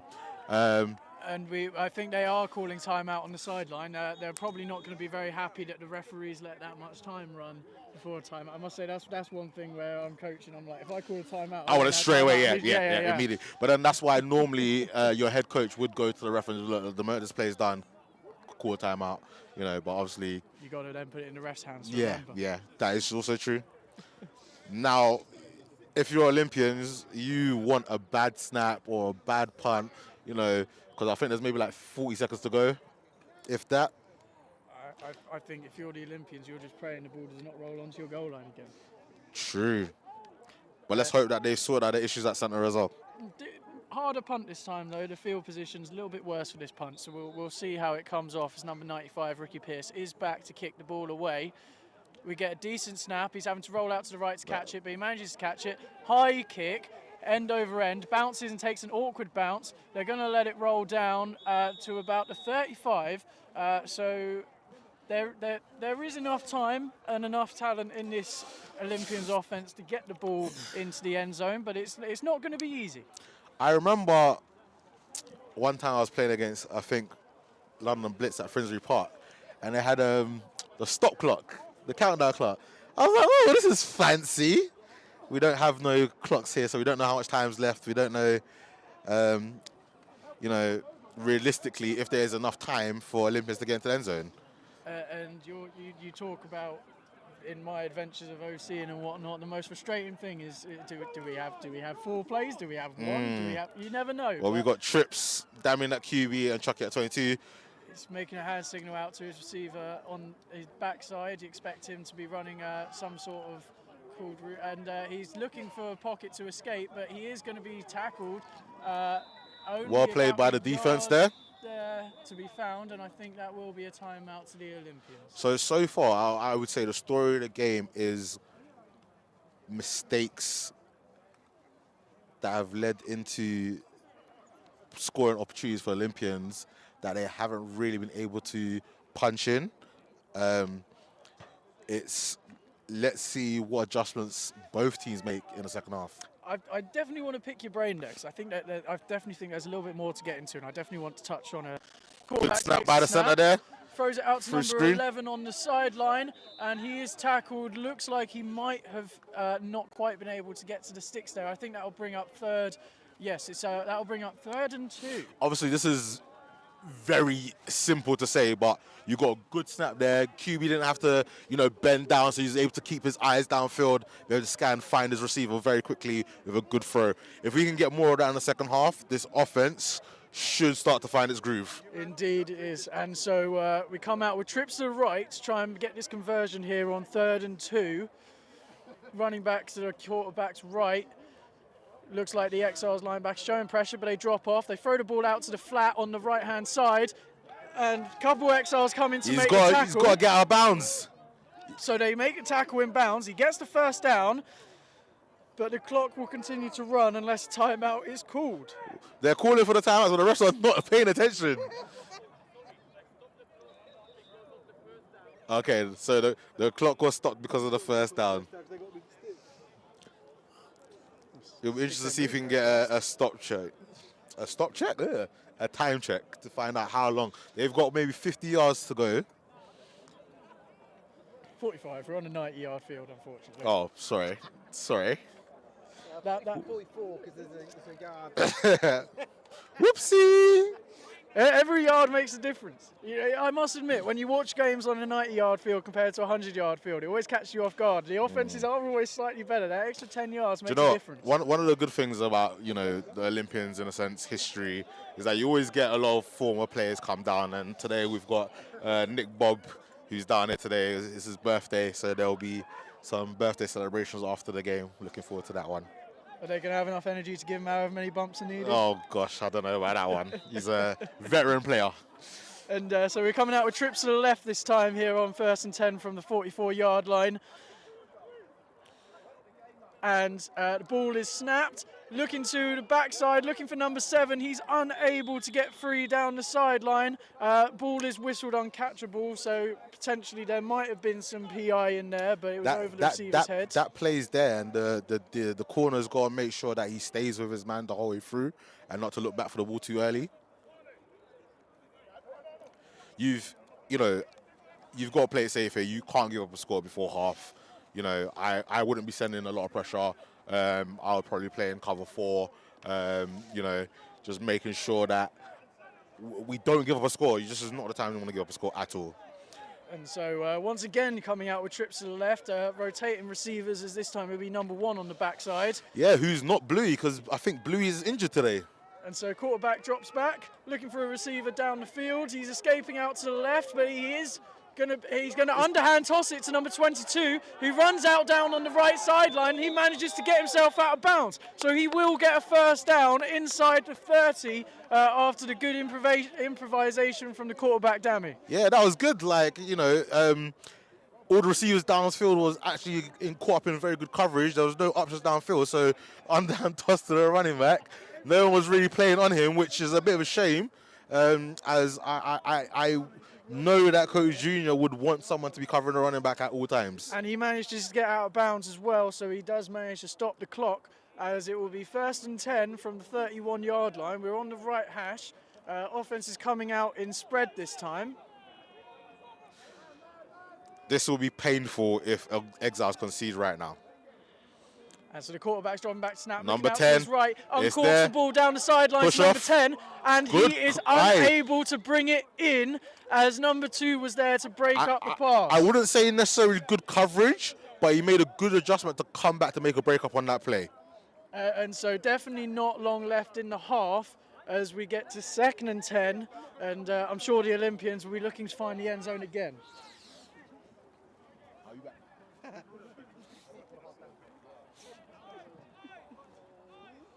So I'm back on now. Nana's run off for half time. He's He's trying to beat the queue to the burger van. And so this time the Olympians coming out with empty look, 3 receivers to the right, 2 to the QB's left, sorry. And so the quarterback's looking back, goes to find the end zone. He's gone for number 11, but he's broken up by number 18, Daniel Rayburn, who's able to prevent them from getting a touchdown there. And so it will be 3rd and long for the Olympians. Very good play there by Rayburn. And that was the half. Sorry, that is the end of the half. So we will come back to you after the halftime break. The score here is 7 Olympians to 2 to the Exiles. Yeah. Thanks, everyone. Bye.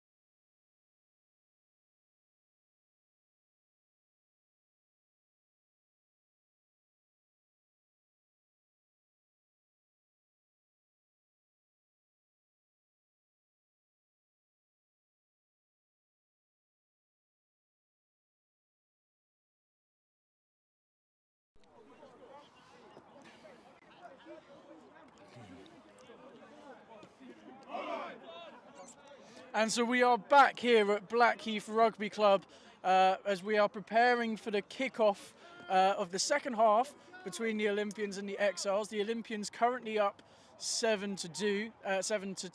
What are you trying to do a bit of French there? Un, deux, trois? I'm not good at any languages, but I am definitely not good at French. But as you can hear from the voice, I am not alone. I am joined here by Nana Pratt. And Nana, I'd love to get your thoughts on the first half, what you saw from both of these teams, and a little bit about what you're expecting to see in the second.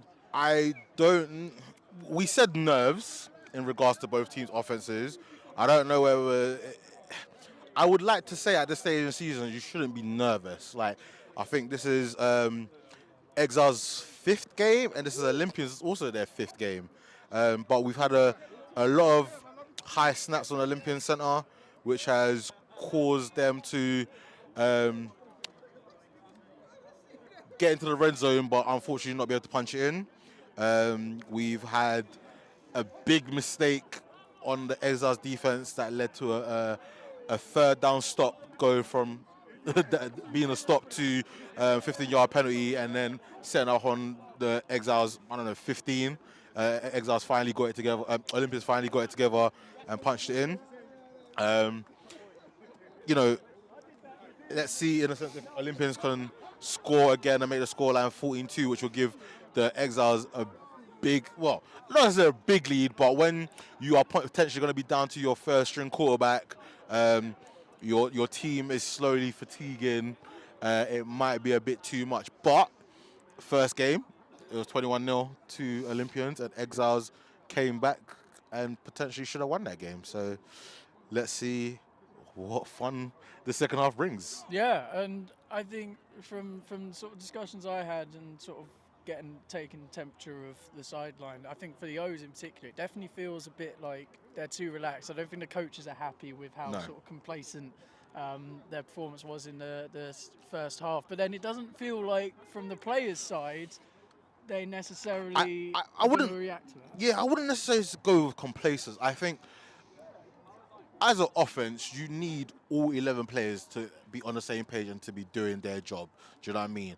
And, there's been a couple of plays where, one lineman, has meant to climb to the second level and block the linebacker, but he's, instead focused on the interior D lineman, which is, the running back's gone to where he thinks his block's going to be, and that's unfortunately not worked out. Or, like I said, we've had a high snap that's led to a safety. We've had, some dodgy long snaps or the punts, but that's also for the Exiles as well. They've had a couple of missed tackles.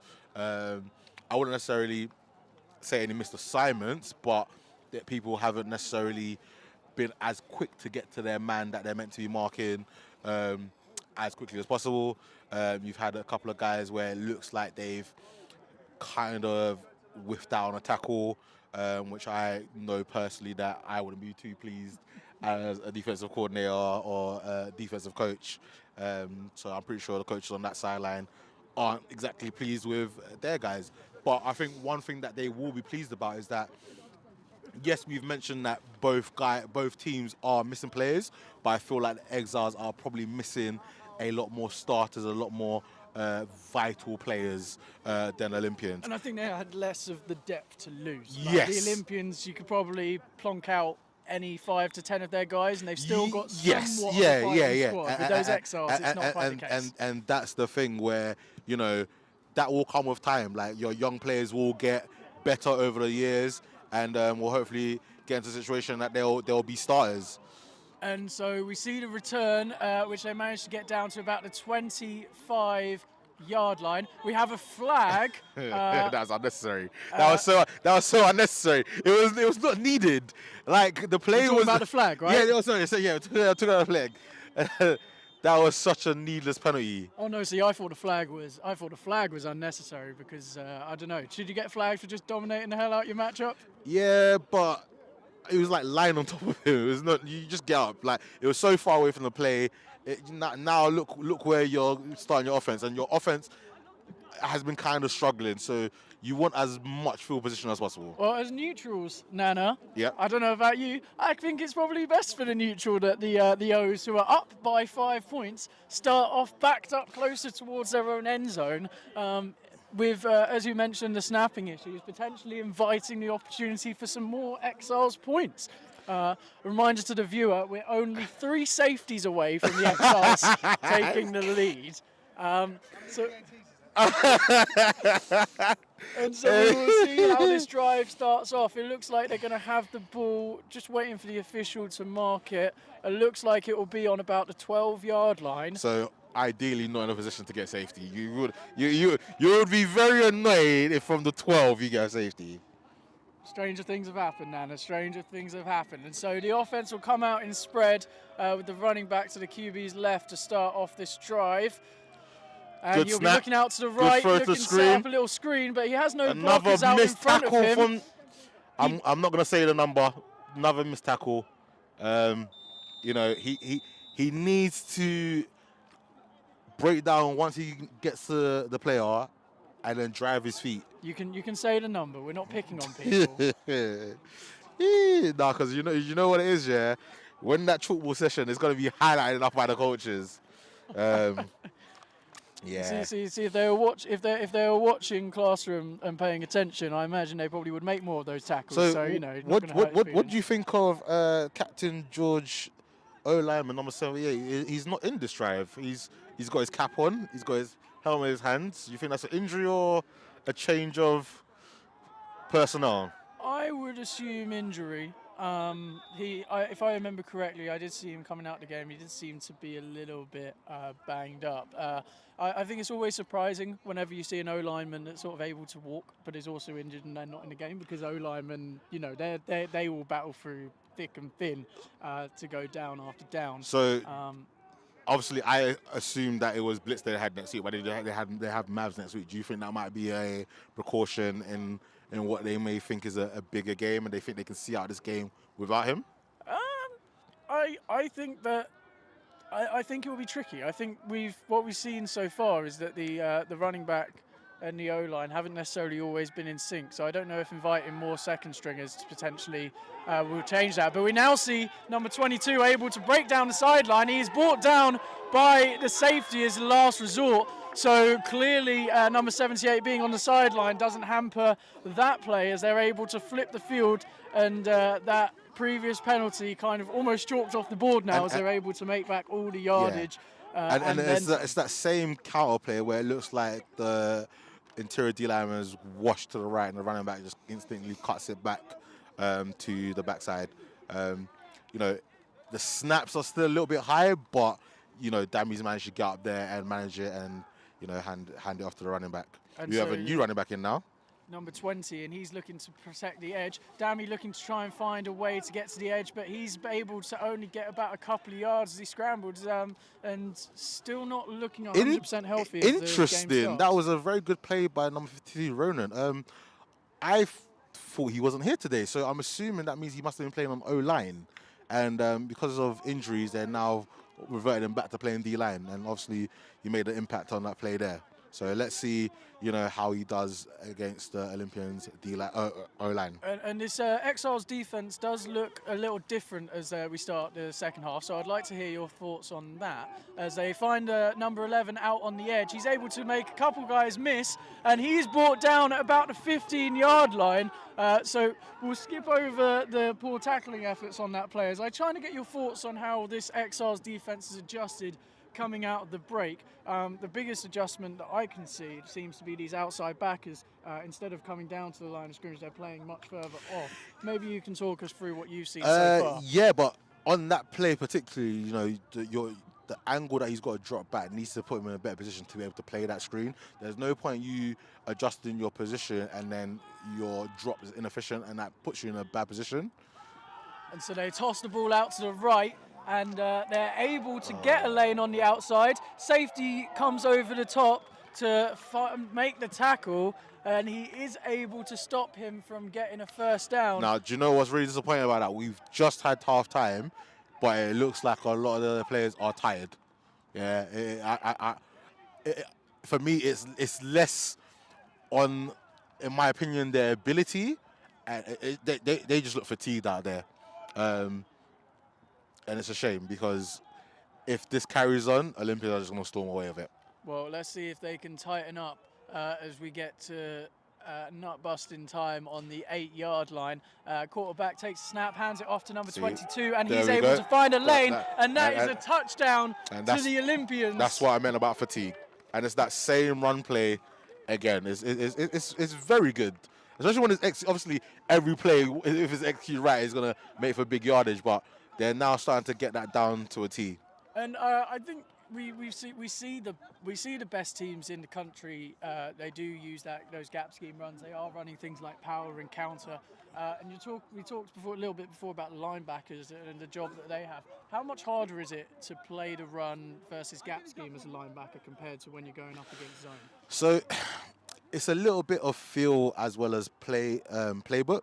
So in terms of, let's say, for example, if you're inside linebacker and you've got a B gap, like, yes, that is your gap, but if, you know, the flow of the running back is going towards the A, you've got to be able to feel with it and not just be so strict on, okay, this is my gap, nothing can go through this gap, and then the running back goes up the A gap for 20. Like, yes, technically you played your gap, but you didn't help out your team.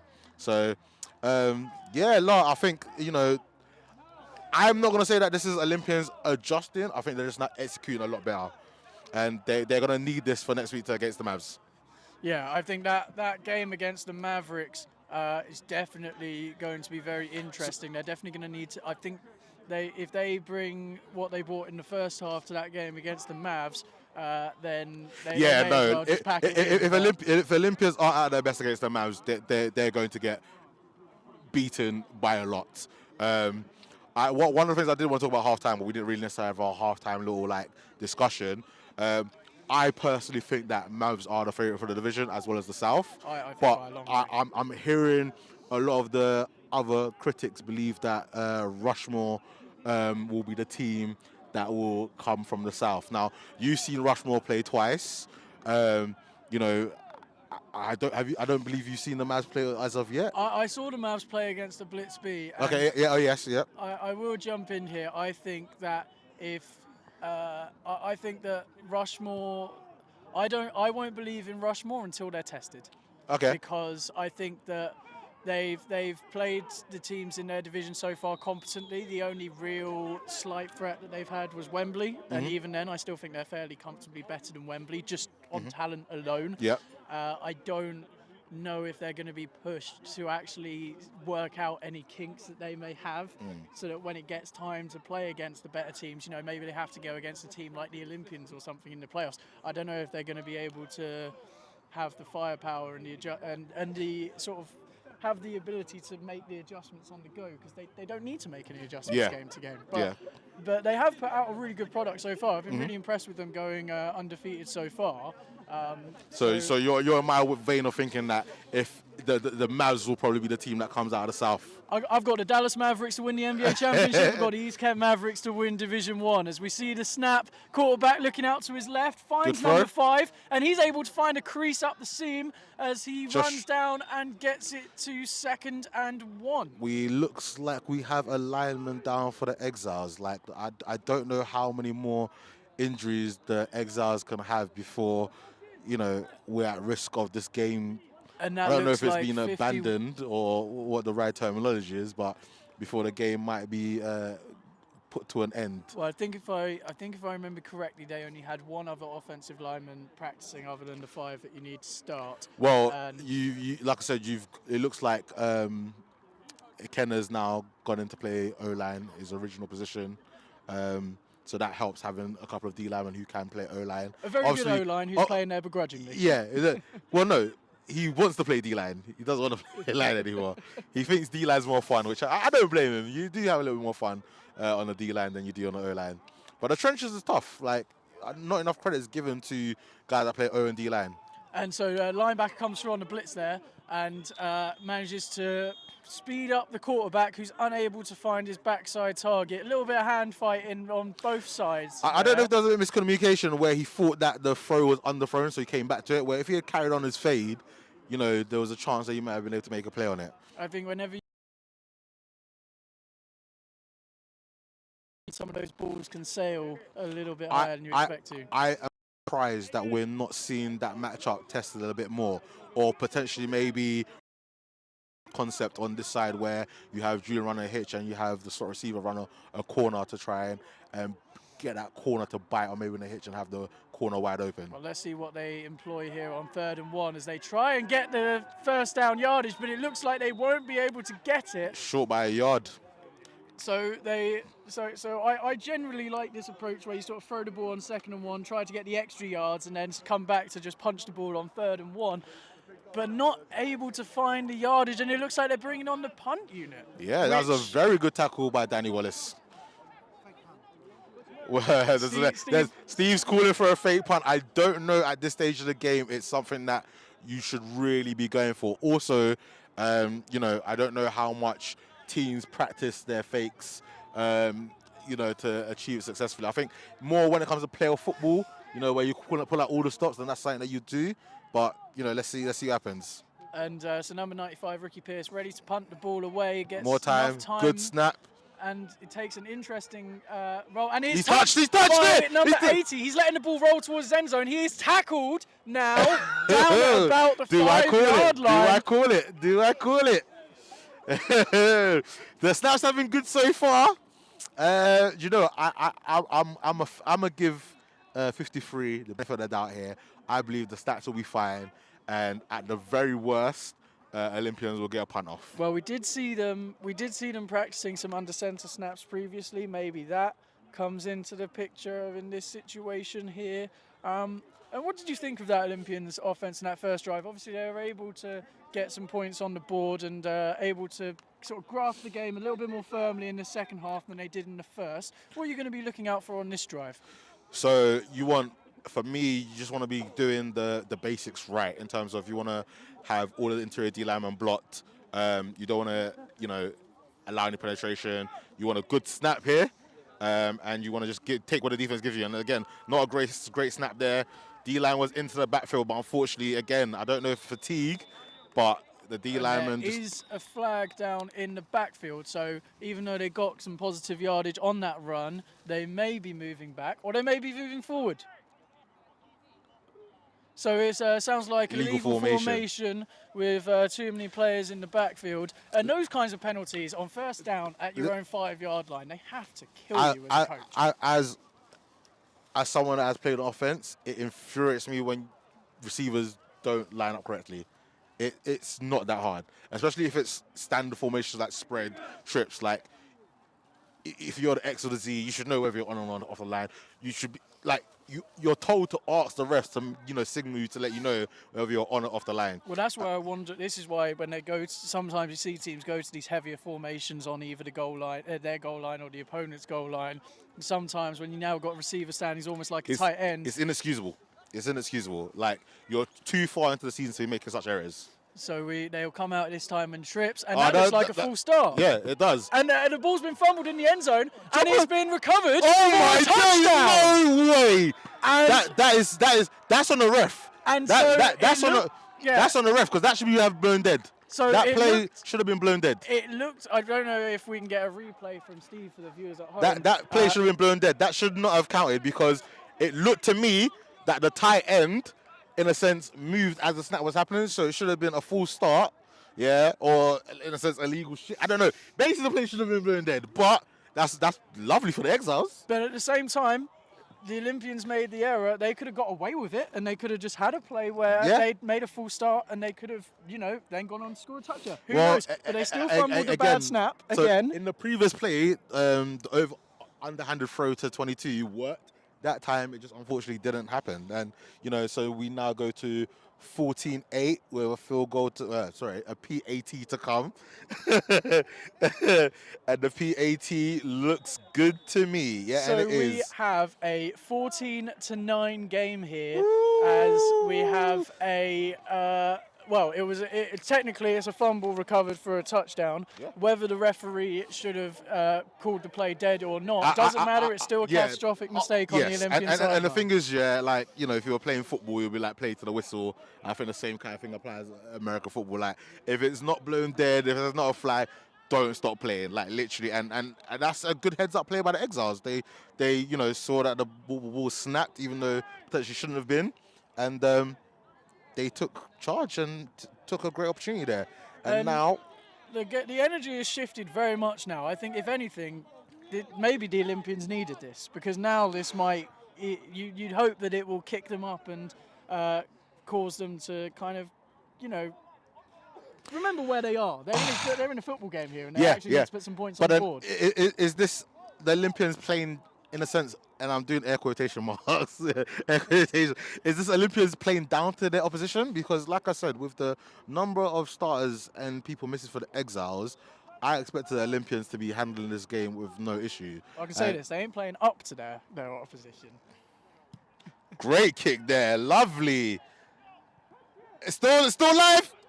And so number 10 will try and look to return it. He's looking for a lane up the middle. Good. And he is eventually collapsed and tackled at about the 22-yard line.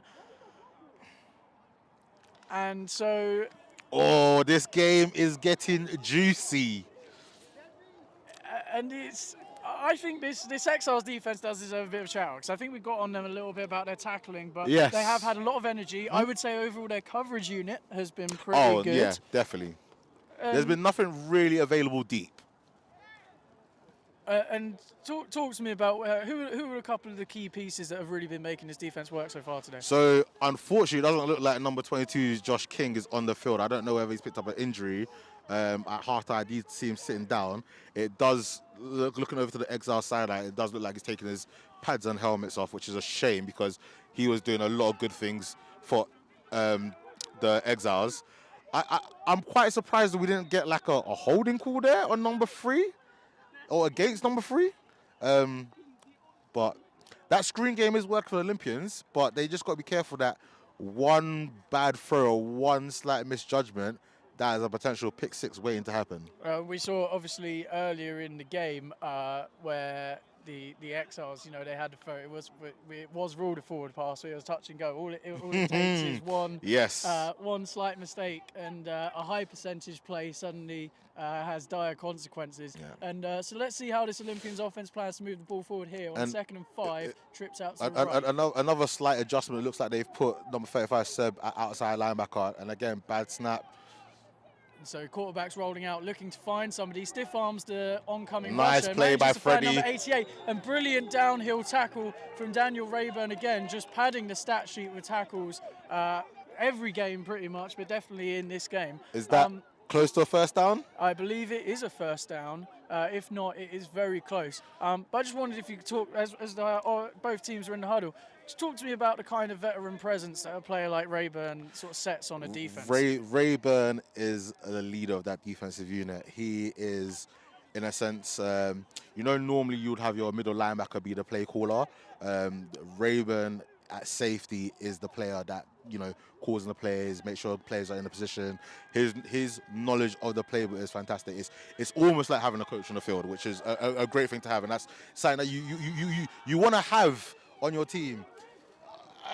He got the first down, and another big massive tackle by Rayburn.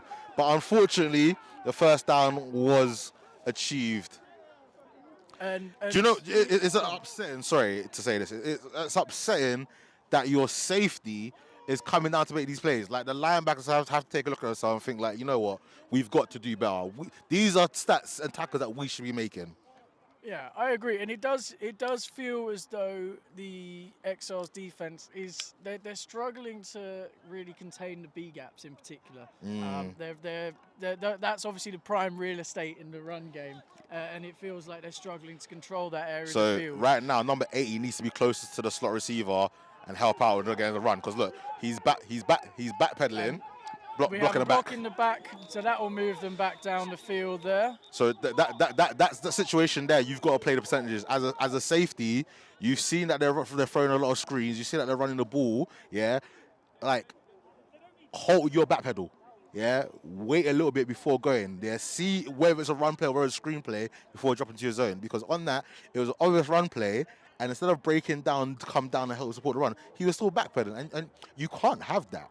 And so talk to me a little bit about how you balance this, because obviously this Olympians team does have very talented wide receivers. Yep. They've got a good quarterback that can throw the ball deep, Mhm. but they haven't really done anything to show that they're interested in throwing the ball deep on any of these possessions, except to end the first half. So, yeah. How aggressive do you play as a DB? How quickly do you go through your keys to come downhill on plays?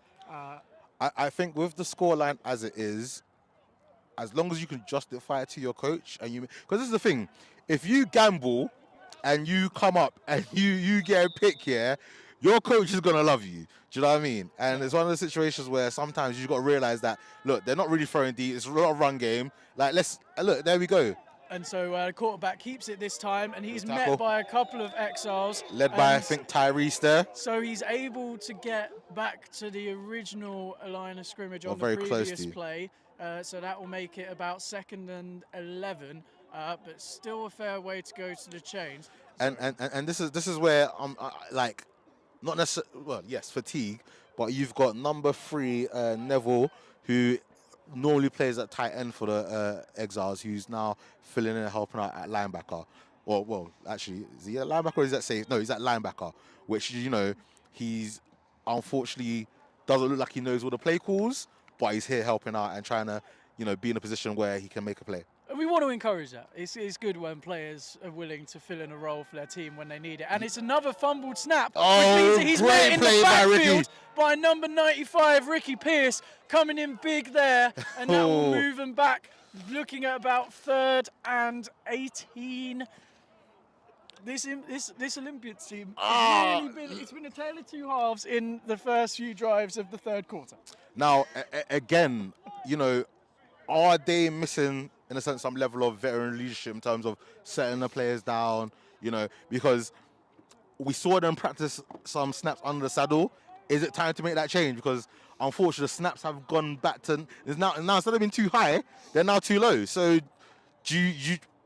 If it was me making this decision, it would be a no. I think they've changed the because centre. They do seem to have a different centre in, yes, as 52. they'll be looking to convert this 3rd down here.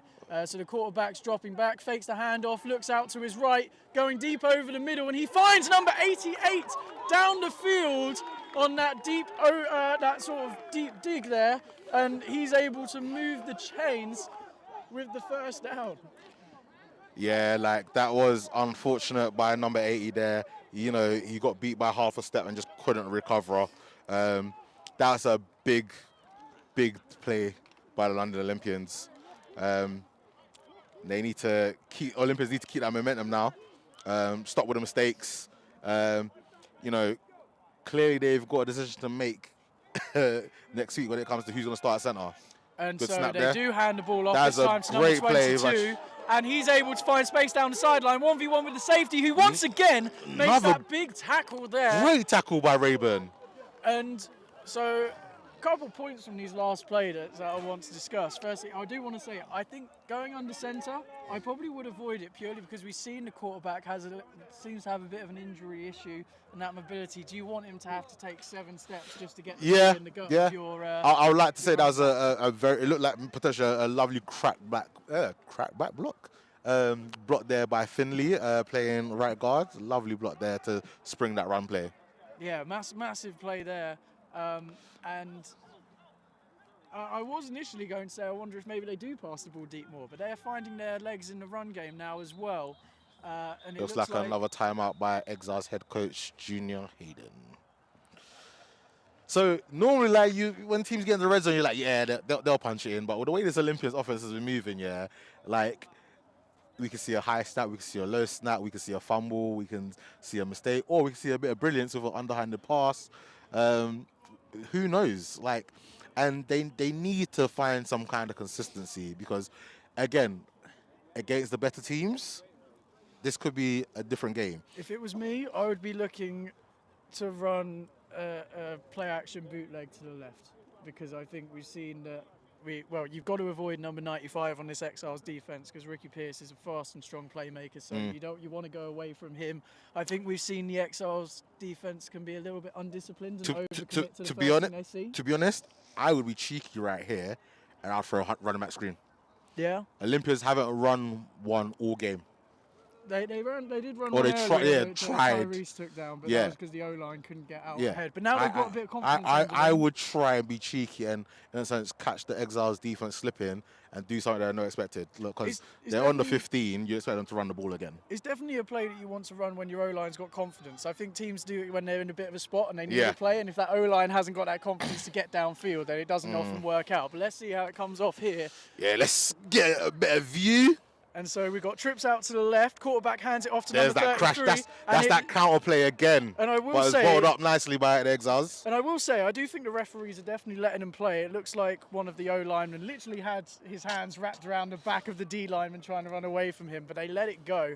Often you find that a lot of those holding style calls, they do get ignored when it's just people being down blocked and washed away down the line of scrimmage. And so we will see what happens here on 2nd and 10. Good, much better stop from the Exiles. Yeah, and that's the thing. You just want that continuously. You don't want ebbs and flow where you get the penetration, you make the play. You want to be all these run plays. You don't want to be giving up more than 2-3 yards. And so we'll see how they attack 2nd and 10 here as they come out with trips to the right. Number 22 has returned to the backfield here. And again, another low snap. Once again, quarterback having to escape out, and he is tackled.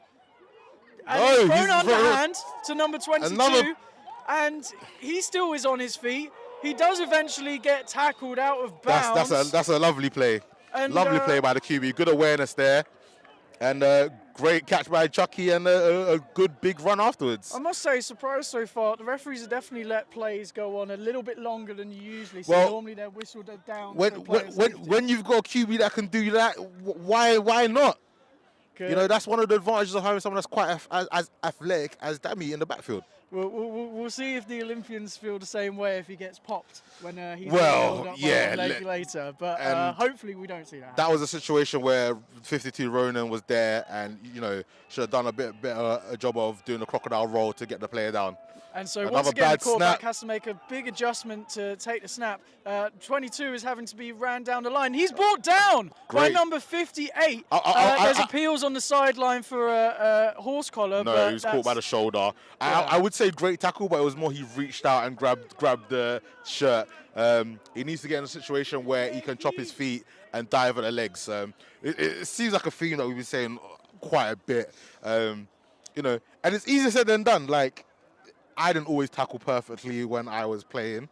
There was some times where it literally you did have to reach out a hand and hope for the best. But, you know, you do want to be in a situation where you can get your guys into a situation and can do a form tackle, less chance of missing tackles. It's one of those where you grab the guy by the face cage, it comes off, it's like, hey, great play, but we're going to fix Field this. goal is Up long. and short. It died short. Oh, no, he got it! It is just about by the skin of its teeth. Good. Just.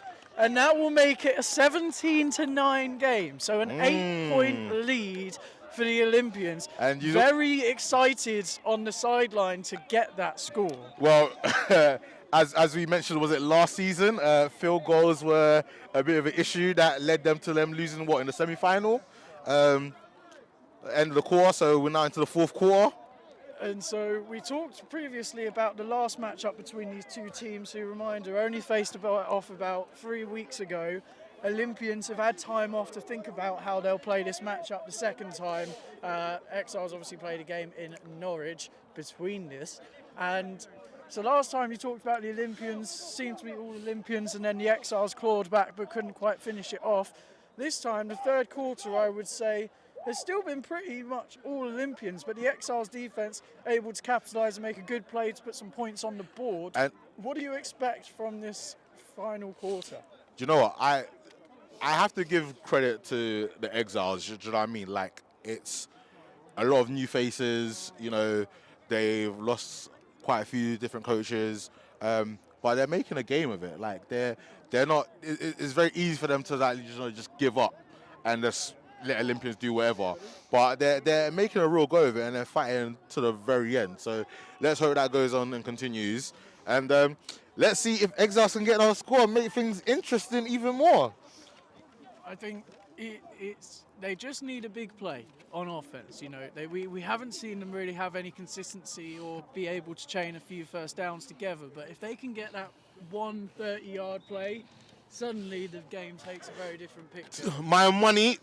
Oh, well, I was going to say my money's on Julian, but he's not on the kick return. So And it'll be interesting to it's see going what to be happens. 89 who looks to receive the kick, but he lets it go into the end zone. And so the Exiles will be getting the ball at the 20. When you're in a team in a situation like this, do you think about changing the way that you coach specials, whereas maybe you would normally let that go into the end zone? Do you actually say, you know what, we need to take this because our best chance to make plays is on special teams? I think that will go with knowing your personnel, and like I said, this team's in a sense a young team, a lot of new players, a lot of uni players as well, guys who have been playing the game for maybe, into their second or maybe third season. I think if you had a more experienced unit, and you had more of your starters on, then I believe that would be a decision that I would make. And so we'll see how the Exiles do on this drive here as they come out in trips to the left, hand the ball off to number 86, looked for a lane on the left-hand side, had to cut back to the right, but nothing to be found as that Olympians defense did a great job of fitting in their gaps with a couple of players able to break through the O-line and bring the running back down in the backfield. It looks like on the Olympian sideline, I don't know if this is I said it was 52 that was started that last drive, but it looks like they're trying out 78 and 72 at center. I think they're desperately trying to resolve this center issue moving forward. And so once again, trips to the left for the Exiles here on second down. The quarterback taking the handoff, looks out to his left, manages to find a throw, manages to find number 3, who's got a lane down the sideline. Unfortunately, there's a flag which looks like it's in the thing of holding, so that play is probably coming back. And that is a shame because that was a nice play. We obviously haven't seen the quarterback really have an opportunity to settle into this game, but he was able to drift and find the space in the pocket and able to execute a nice little pass out to the left. It's like I said, I don't want to keep harping on it, but like it does change things, when there is, a slight drop off from your starters to your number 2s. As much as all coaches want to, so it's holding. As much as all coaches want to be like, my 2s aren't that far off of my starters, but there are reasons why people are 2s and people are 1s. You know what I mean? Back in the day when Peyton Manning was on the Colts, they used to ask, I think it was a reporter asked why they didn't really do many reps with the backup QB, and they said, if the backup QB's in, we ain't going anywhere. And on that note, it will be trips to the right for the Exiles as they're now on 2nd and 20. Are we gonna see another safety here? Let's hope this is not the commentator's curse. And so No. Olympians sending pressure. There is a fumble on the snap. Not as bad as a safety, but commentator's curse might have queued in there. I apologize. You could have just said nothing. Nah, where's the fun in that? Here to commentate on the game. I've got to be semi-impartial, don't I? If you're going to be giving the commentators go, it needs to be benefiting the neutral. We needed the ball to be going the other way. We don't need the Olympians to pull further away. Well, now it's even more juicy. Where 3rd and long, if they make a big play here now, it looks lovely. The comeback is on. So you were hoping they were setting themselves up. Yeah, let's. You in Madden where you goes to score and then you go all the way back to your 1 and then go all the way back around again. Good snap. And he manages to find number 3 on the side. Good hit. Tackle there to prevent him from getting any yards after the play. And so that will bring up 4th and 26, I think. That looks like Mackenzie. Very solid play. It kind of reminds me of the hit that Angel made in the first half. Do you know what? What I will say is that this provides an interesting conversation for Matty the DC to have. Now I know it sounds like Moses is going to be suspended for the Mavs game, but Ashton's carrying a bit of Achilles injuries. Do put him straight back into the starting lineup, or do you go with Angel, who's had a very good game so far? I think you would be cautious with the injuries because realistically, I think it would be pretty much impossible. Oh, here we go. We'll see how this return goes as we have Blindside block? Nope, not no enough. flags on the field. Surprisingly, Good tackle by Rayburn again. Rayburn's all over the stat sheets today. I don't know about you. I saw 2 crackback blocks. Neither of That's them what were I flagged. thought. Okay, good. I'm glad you saw what I Well, saw. the reason why, okay, so let's be real. We're going to talk about reffing and all that. Let's just do it. Be nice. I've seen crackback blocks very highly emphasised, not only this year but in previous years, and it's almost impossible for a player to make a single block on punt without there being flagged. So I am shocked that we didn't see this. Yeah, so both of those, in my opinion, should have been flagged. It's hard because I don't think like a lot of players know all the rules and all the updates because, you know, I want to say maybe 4 years ago that was allowed. And I think BAFACL could do a better job of clarifying these things because whenever you speak to a ref, they will tell you exactly what they expect and how they expect players to defend it. They will tell you that they expect you to turn your back and make the block like we see in college and the NFL. But there hasn't been that outward communication that makes it nice and clear and obvious to coaches in particular as well as the players.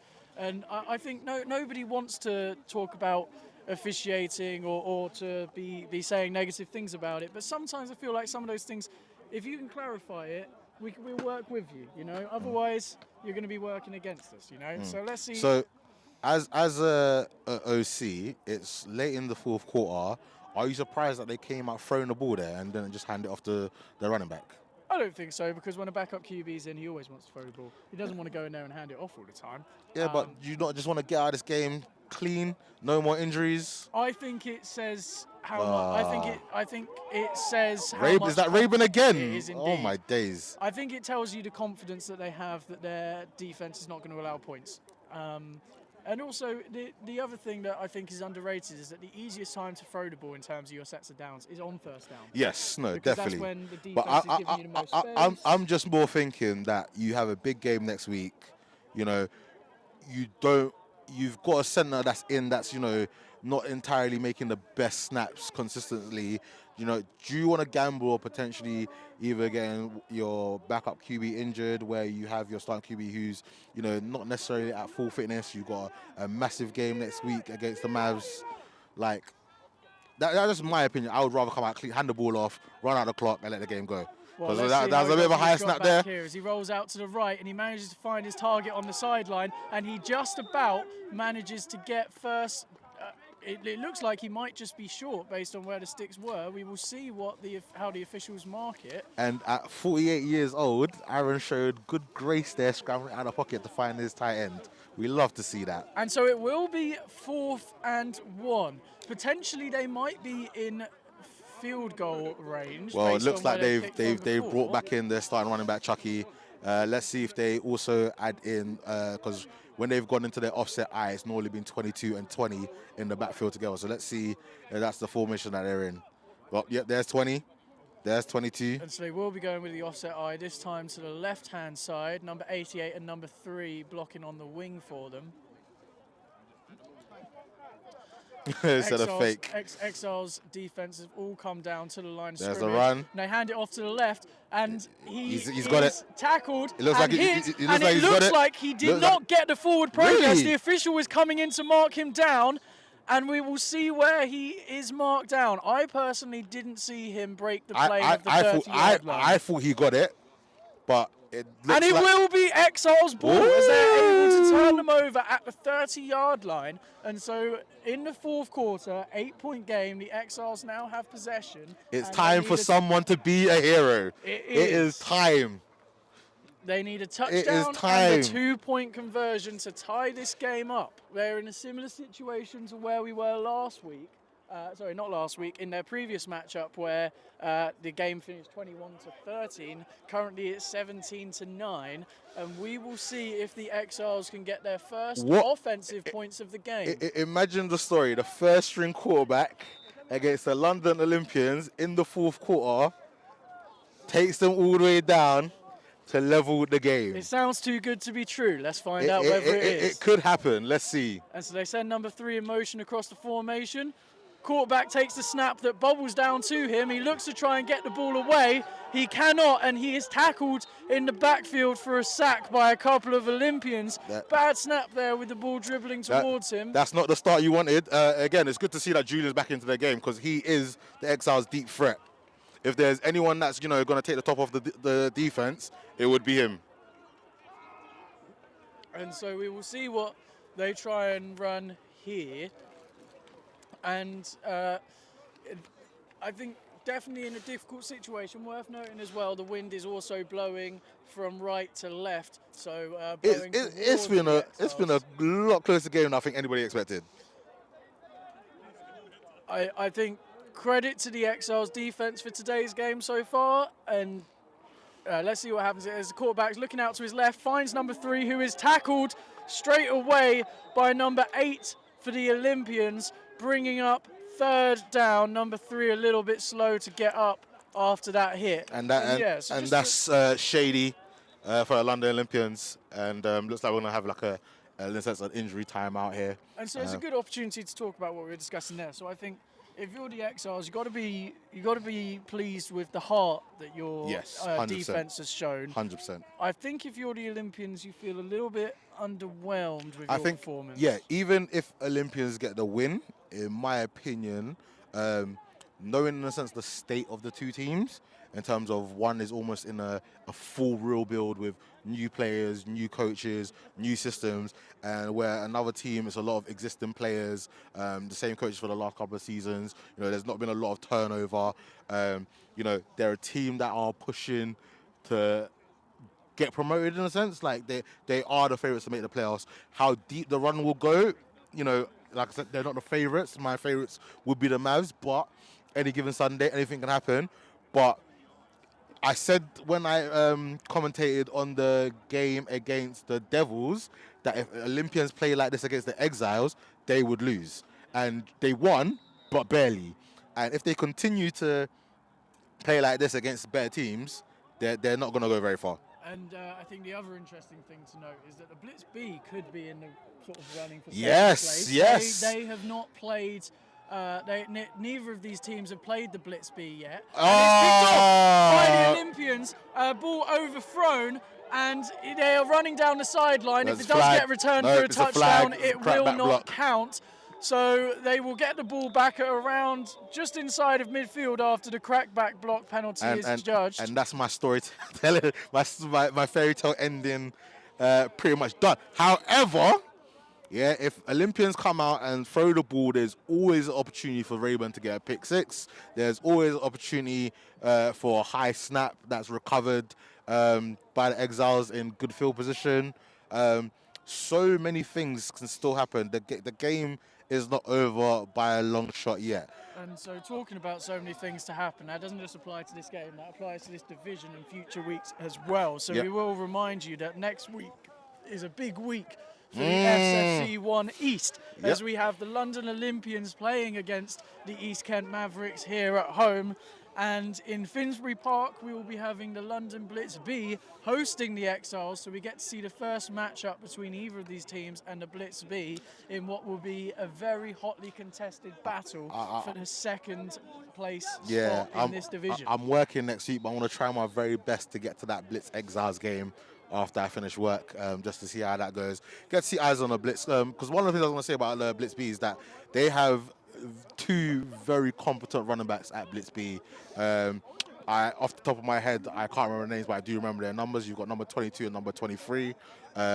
22 plays for, the name's leaving me. Sorry, the name's left. He's one of the university teams, and number 23 is Alex, who actually coaches with me at KCL. So they have 2 very competent running backs. They've got a really good tight end.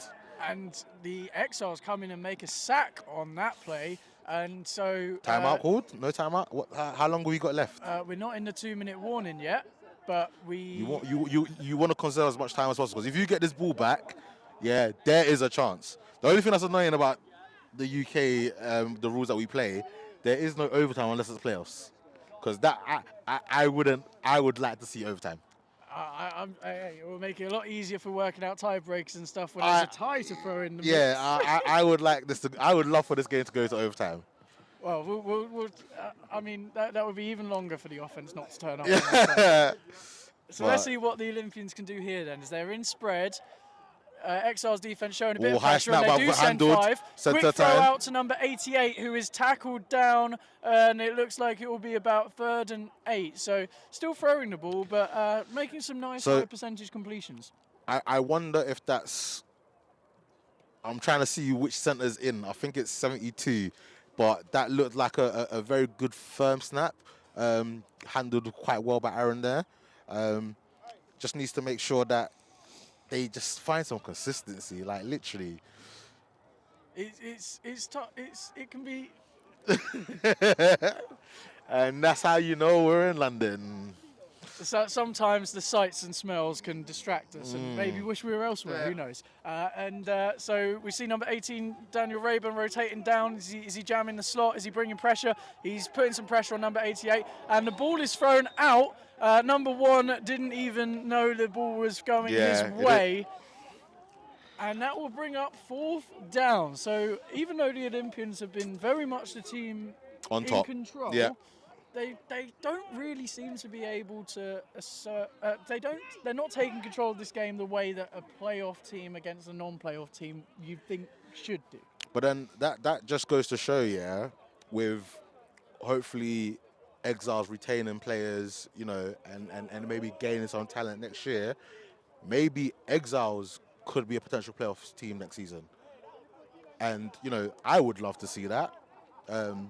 Obviously, I'm a fan of both teams, but Exiles getting back to the Prem would be, or be in contention to get back to the Prem would be nice. And let's see what can happen here as number 42, Noah Troussard, takes the return. He manages to find a little sliver of space. He works back across the field, and he can't quite find a leg. He's still on his feet! But he is eventually brought down. Looks to be just ahead of the 20-yard line. Once again, a little bit of a mess with blocks coming from all sides, but the AstroTurf has no laundry on it. Is the fairy tale back on? This is what we have. We are in, I'll say, the dying moment of the 4th quarter. It is currently Olympians 17, Exiles 9. I've got to say, I want a comeback to happen. I want this to get to an exciting game, but I think if they keep trying to go about things the way they are, it's not going to happen. I don't think they've quite got the O-line to hold up for deeper shots and things like that. So what you could potentially then is bring in your tight end to give you an extra second to block, and then literally just go trips one way and just go deep. But it doesn't look like their number 1 threat is on the field. They have brought a tie in like we suggested. And so the Olympians showing pressure. Oh, God, damn! Ball's on the ground and oh, damn! That was a hit. And we got a fight on this side as number 76, Ikenna, is in a scrap with one of the Olympians players, and the fight is breaking out. We've got players running onto the sideline from the Olympians bench to try and break it up. We've got players in there with no helmets on trying to break up the fight. And we will see how the referees resolve this. We still have a player down injured for the Exiles after that play. Do you know what? That happened because of the quarterback exchange. Like, it was literally not clean, and the running back just didn't get a situation to get the ball cleanly and be able to see what's happening. It's one of those ones where, unfortunately it's a part of the game, and that was a very nice hit. And I think you can see there they sent 6. They had 2 linebackers coming down to the line of scrimmage, and when you're sending 6 on a play, you've got more than you can block. Yeah, it makes it very hard in the run game, especially because there's always going to be a guy that's unaccounted for if you've got 5 guys. If you've got 6 guys, a tight end, they're very rarely single block as well. They're always getting. And I think one of the things that you do kind of have to give the Olympians credit for, their timing of their blitzes have been on point. Like, whether it's been 45 inside linebacker, whether it's been 89 inside linebacker, like, they've literally timed up their blitzes very well to that. As the moment the center is snapping the ball, they're there. And it makes it very hard for the center of the guard to pick up the block. And so it does feel like after a play like that. The comeback is getting further and further away. There's still time. That's the one thing. There's still time. Yeah, obviously, again, anything can happen. You can hope for a high snap. You can hope for a fumble. Boy, like, time is running out for the Exiles, but let's hope that, it's not a shame what happened just there, but football, temperature gets raised. Hopefully they can all shake hands at the end and there's no afters.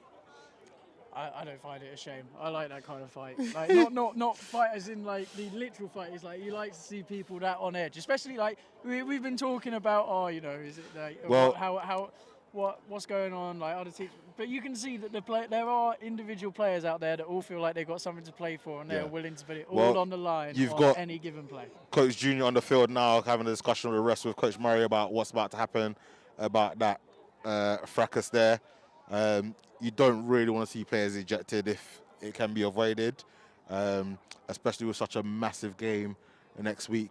Especially if that is potentially one of your starters that might be getting thrown out of this game and is going to be suspended for a game. And I do wonder if the bigger worry, in terms of what you do in terms of ejections and penalties and stuff, I do wonder if one of the bigger ones to monitor is not actually the two players who are already on the field fighting, it's the ones that are coming on the field without a helmet. Because it's not just about how you officiate this game, but it's the precedent it sets. Yes, and that's why I always say to my players that if you're not on the field and something erupts on the sideline, leave it to the coaches. Yeah, your coaches are more than well equipped to sort something out than you are. Well, and it's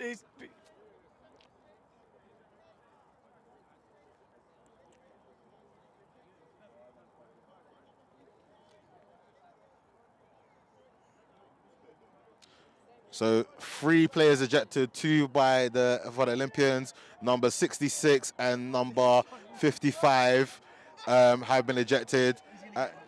And then we've had number 76 for the Exiles ejected as well. And interestingly, one of the players who went onto the field without their helmet, there doesn't seem to be any punishment for them. No, he's been ejected as well. 55 has been ejected as well. No, there was other players that I saw that came on the field without their helmet, for the Olympians, particularly number 8 who came on. Fair enough.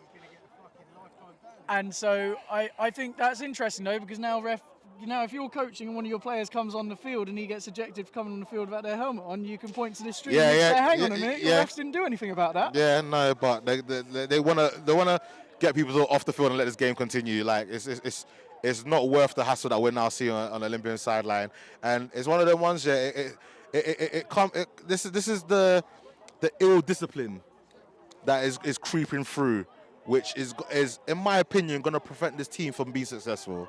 I would agree, and it's clear that nobody got the memo that I want to get home and watch the F1 at 7 o'clock. But we'll see if they can get that memo soon and hurry up with the finale of this game, because it's been. I would say that it's been a well-fought game. There's been physical play on both sides, and it's been good to watch in that regard. Do you know what this boils down to? Frustration. Yeah, they are a better team. Yeah, than what is in front of them, but they are playing poorly. Yeah. Like, this is not a respectable scoreline for them. They're now fighting amongst each other. They're fighting amongst their coaches. Like, Exiles are all huddled together nicely, just waiting for the game to restart. Like, Exiles is like, look, it's done. Yeah. It's done. Then they're not carrying on. Yeah, you saw the ejected player, for the Exiles. He's just wandered away. He's annoyed, but he's going away. He's going to deke it, and it will be it. Whereas, Bro, I've been here. I know this is like... So this just reminds me that we had a playoff game in Scotland back in, I'd say maybe 2016 against EKM, and that game descended to absolute chaos. We had, I think, 5 players ejected, punches were thrown. Just to make you feel young, that was a whole 8 years ago. Oh, don't remind me. That was I say it was a good game, but it was an interesting trip. It was a tough year for me doing my A levels. Don't do that. Don't do that. You've got Ashton Campbell trying to rally the players together and trying to get into focus, and. And in the meantime, this might surprise you, but we do still have some football to play. The offense is on the field now. And it will be first down because it happened what feels like a lifetime ago, but there was a fumble that was recovered by the Olympians. And so we will be looking at first down just inside the red zone. I'm sorry, I'm trying to get someone's attention, but they're not looking this way, which is highly annoying. So for any future employers, just know that when Nan is meant to be doing his job, he's trying to attract the attention of women. You're annoying. They're friends of mine, actually. They always are. And the quarterback looks to take the snap. He drops back, looks out to his left, finds number 85. Good minute to Raven's exhausted. He's been everywhere this game. Just never ever stops, and so we are looking at you would love to have 2 or 3 Daniel Ravens on your team. Yeah, like 11 and we're winning the league. Well, I don't know about that. You want no offense to him, you want someone with a bit more size for certain positions, but you know, in that secondary, in maybe your linebacking core in certain packages, having a player of that level of athleticism and, you know, focus, like he rarely misses a tackle. You know, he's rarely in poor coverage positions. He's just well played.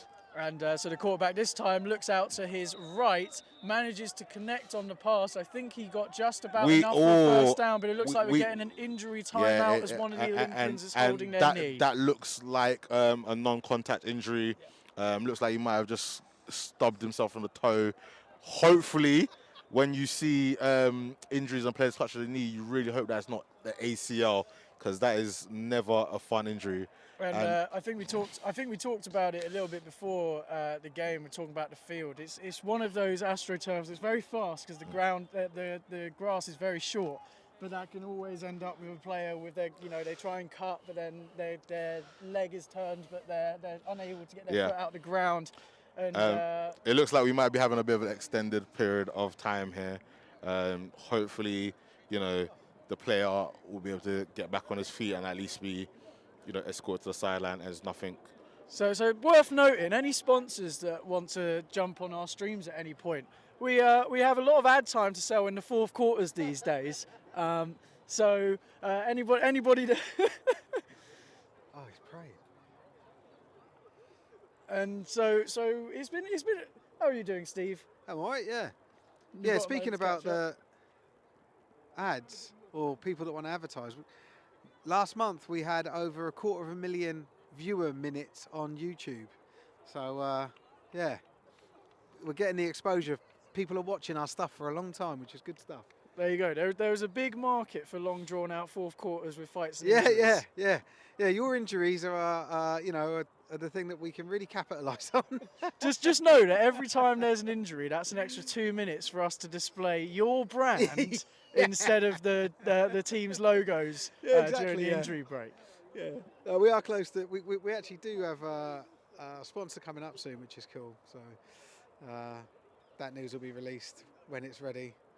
But yeah, we do have room for a couple more sponsors, but I haven't had the time to do much about it. But yeah, one day, maybe this time next year, come and watch us and we'll have sponsors and it'll be all exciting. Multiple camera angles because of it.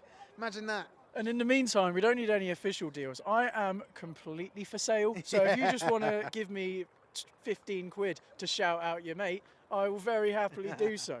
Being clapped off, yeah, it looks like. It looks like he is leaving the field now, and so we should soon be getting to first down in the red zone. George. Look at him. He's going to run off now. And this is why we love O-lineman, because even though the guy is able to walk off under his own power, he went all the way out of his way to get the full-on spinal board to bring him home. But we will now be setting up with 1st and 10 inside the red zone. Just being clapped off now. But it was as Nana said, it was a no contact. He is limping, so it's probably one of them classic, twisted knee, twisted ankle type deal. But really good to see that he's walking it off. Hopefully no serious damage there. Definitely looked a lot worse initially. So the quarterback will look to take the snap. He's looking out to his left, finds a receiver at the back of the end zone, number 7. unable to come up with the play as number 33 for the Exiles. And he's getting a able lot to of break stick. on the ball. He's getting a lot of stick from the opposing sideline, number 7. And I think this is back to, I don't know if he's got a history with the team, but when he kicked the field goal, he turned to the sideline and was patting his leg. So I think that they got his card mark now and they're just winding each other up, which I'm all for. I'm all for. Indeed. What is football without rivalries? As Nana has managed to make his way back. He's hollered at his friends, and he's ready for the rest of the fourth quarter. As the quarterback looks to take the snap. Exiles send pressure, and the ball snapped over his head. Quarterback catches it, manages to recover, but he's tackled in the backfield by number 58 for the Exiles, and so that will set up 4th and 20. Looks like it will be 3rd and 26. I saw that lovely break up in the end zone by number 80, who, you know, we've been mentioned quite a lot in the. 33? I thought it was number 80. No, that shows like where I was from. I couldn't see it clearly. But yeah, good break up of play. Have we had a 2-minute warning? No, we have how long left? No, we haven't had the 2-minute warning yet, but you've got to be knocking on the door. And so the Olympians have come out in trips to the left this time. Exiles sending 5. How we and not they hand getting it off to number 20, and he is met by number 35. Big tackle there. 33? Yeah, that's right. There's number 33. Number 33 was a passenger in that tackle. Number 35 was the driver. There's no 35. Who's wearing 35? 55, 58, no. 33. Oh, it's the safety. This. I don't know about that one. Regardless, it sets up 4th down, and they will try a field goal here from about 45-yard field goal. I think the nightmares of last season is still there, so they're trying to get in as many practice on these field goals as possible, so they can get live reps. And so they've called a timeout instead, as they seem to have not been able to get the right number of players on the field. It was all a bit rushed, and the holder called for a timeout. We see Daniel Rayburn on the side there, setting himself up for a run-up, a la the New England Patriots, to try and block the field goal. I wonder if he's going to be able to time this right. Yeah, and he does. The ball is not snapped very well, unable to hold it, and we do have the potential for a comeback. Yeah, I'm surprised. Like, we're still here, 17-9. Yeah, so just to recap, after about, I want to say, a lifetime of not playing football, we got back to the 4th quarter where it is an 8-point game. Still? After how many drives? I lost count. I have lost count of how many drives we've had. It's been do you know what? They game. missed this man here who's walking on the sideline injured. Bluey's not available for this game. He would be a receiver that would be making a massive difference. He was to be on the field. But like I said, man, you know what? One thing that I give Coach Junior props for is that no matter the position, no matter how many players he has, he always believes he can win. And he always coaches and gives the emphasis to the players that literally we are here. Yeah, we're not here to take part. We're here to win this game. And, you know, like I said, give Exiles the credit that they're still going. They're still trying. You know, they've got receivers playing at linebacker. They've got D-lineman playing on O-line. You've got O-lineman playing on D-line. And just to give an update on the quarterback situation, they have number 5, Tyrese, in the backfield, looking to take the snap. Yeah, and wait, they what? have number 42, Noah, next to him. At running back. So the quarterback's dropping back, steps up, makes a deep throw down the sideline for Julian. He's not able to bring it in. Okay. Coverage from number 4, but he was able to uncork one there. Good coverage, or the receiver kind of lost track of where the flight of the ball was? It looked like he was kind of running a skinny post, and the QB sort of threw it to the outside. You've got a wide receiver that I've never seen take a QB snap. Hey, that footwork, the way he's stepping up in that pocket, I trust it. Do you know what? you might as well go trips left, Hail Mary, every play. I've seen one snap, and currently I think they might be in this game. If, Well, they this is the thing, yeah. Like literally, the way the DB's lined up here.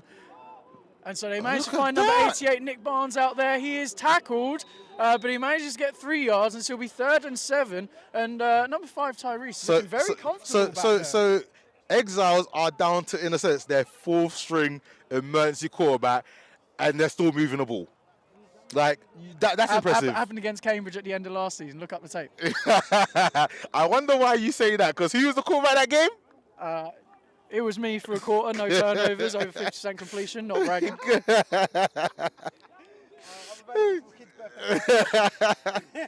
All right, listen, the comeback is still on. It's a big 3rd down here, 5 yard needed. Yeah. And the Exiles will come out in trips to the right to try and do it. My prediction would be either double slants, quick out, or verts. And so the QB takes snap. We do get a flat out to the right-hand side. Quarterback's rolling, looking to find something. He escapes out to the right, but he is tackled about the line of scrimmage, and that will bring up a big 4th down here. Again, depending on how much time left is, yeah, you might be in a better situation to punt and hope that defense will come up with a big stop. I think got momentum. Go for it. Don't give the opportunity for the Olympians to get on the sideline and readjust to the new QB. True, it's 4th and 8. This is the game here, pretty much. Yeah. Well, we don't know how long's left. We've 4th and 8. And so they will come out in trips to the left. And again, this is what I call for a screen play, a running back screen. Olympians send 5 as the linebacker comes through the middle, and the quarterback will run to try and pick up the play. One stiff arm, holds on to the ball, and he gets the 1st down. Just about. The fairy tale is on. We've got to be careful. The scaffolding up here, it might go if you keep jumping. You know, I'm excited. Don't get too excited. I'm excited. But we have an interesting game starting to form in our hands. The Olympian sideline has definitely gone quiet. There's definitely a little bit of nerve spreading. Can we get a time check from anyone, please? Because I want to know how long we got. Well, we'll see if we can get on that as we come out and trips to the left again. This is my Tony Romo moment. We're gonna get a fade to Julian. And the ball is snapped. Quarterback looks downfield. He throws the ball up to number 8 on the post, and he is brought down. And flag, there is a late PI that is definitely a flag. And we've got Sean on sideline saying no way. That was definitely a flag to me. To be honest, I'll be honest. I thought the definitely a flag. I thought the other one was a flag as well, so I was surprised that this one He came there just a little bit too early, yeah, and he came through the back of the receiver. Unfortunately, that's a flag. And it's always I think it's always tricky for a DB in that situation, because when the ball comes in on a laser and you don't have as much time, it doesn't get seen as quickly. Wait, when the ball's floating in the air for I'm confused. I thought 55 was ejected. There was definitely 2 Olympians players. I'm pretty sure the rest said 66 and 56, I believe it was. Was it 56? 66 was the one who was involved in the fight. Yeah, 66 was the one involved in the fight, but I'm pretty sure that, well, yes, about 55 on the field. we might have to look back on the tape on that. I thought 55 might have been caught for a penalty which offset, but may not have been ejected. Okay. We'll double check and the review. fairy tale is on. As we're now on the 29-yard line of the Olympians. Trips right, quarterback looking out to his left, and he looks for Julian on the fade down the sideline, and the safety came over the top to break it up. Angel's having a really good game. Like, he should be very proud of his efforts today. Really, really well done. And so we will see. I think it makes sense for the Exiles to keep throwing the ball here. Their offensive line definitely looks more comfortable in pass pro, and it seems to be bringing the Olympians problems. But now that you've targeted Julian a couple of times, you might want to go in a different direction. See, I think that. Oh, is it? Yeah. Let's go, Ty. He's doing a great job so far. Looks very comfortable back there. Good footwork, nice form, and he's taking the snap here, looking out to the right, rolling out to the right, and he's flips the ball forwards, and the ball rolls out of play. They seem to be calling a fumble, even though the pass went forwards. There was nobody in the area to throw it to, so it should be intentional grounding. But the referees haven't called anything. Well, it depends if the defensive player tipped it. And they will rule grounding eventually. Well, my personal opinion, this probably actually suits Exiles. You give them a bit more space for the receiver to run the fades and hopefully get into the end zone. See, I think you want to have Julian on the trip side, because if you have him on the back side, you can just isolate him. But that allows the defense to play 2 over 1. Yeah, but then with the isolation, as long as you have the third receiver isolate the other safety and can't help him, can't force him to. Let me try that again. If you have the third receiver isolate the safety, it stays and remains a one-on-one matchup. Exactly. It's. I got there in the end. Yeah. If you can still have him on, and if you can occupy that safety with other deep routes on the inside, then you still get your 1v1. Oh, we got 11 seconds left. So we were never informed of a 2-minute warning. No. Yet we have been told there are 11 seconds left on the clock. So this will almost definitely be a Hail Mary situation. Apologies, if we knew it was this tight and there was less little time left, we probably would have spent a hell of a lot less time waffling. So we will have only a couple of plays, if that, to try and overcome the 8-point difference. I do not like this situation. They're taking off. No, let me explain. It looks like they're taking off one of their best linebackers to put on an extra safety. Now, if this extra safety was a safety with a bit of height, bit of speed, and a bit of size, then I'd understand that. But you're telling me he's no Julio Jones? Yeah. So, I would rather have my linebacker on the field that's been, good at. I think you're 100% right. Because I think they're better off sending 6 than they would be putting an extra guy back to try and make a pick. I laughed because I was about to be very childish and I stopped myself.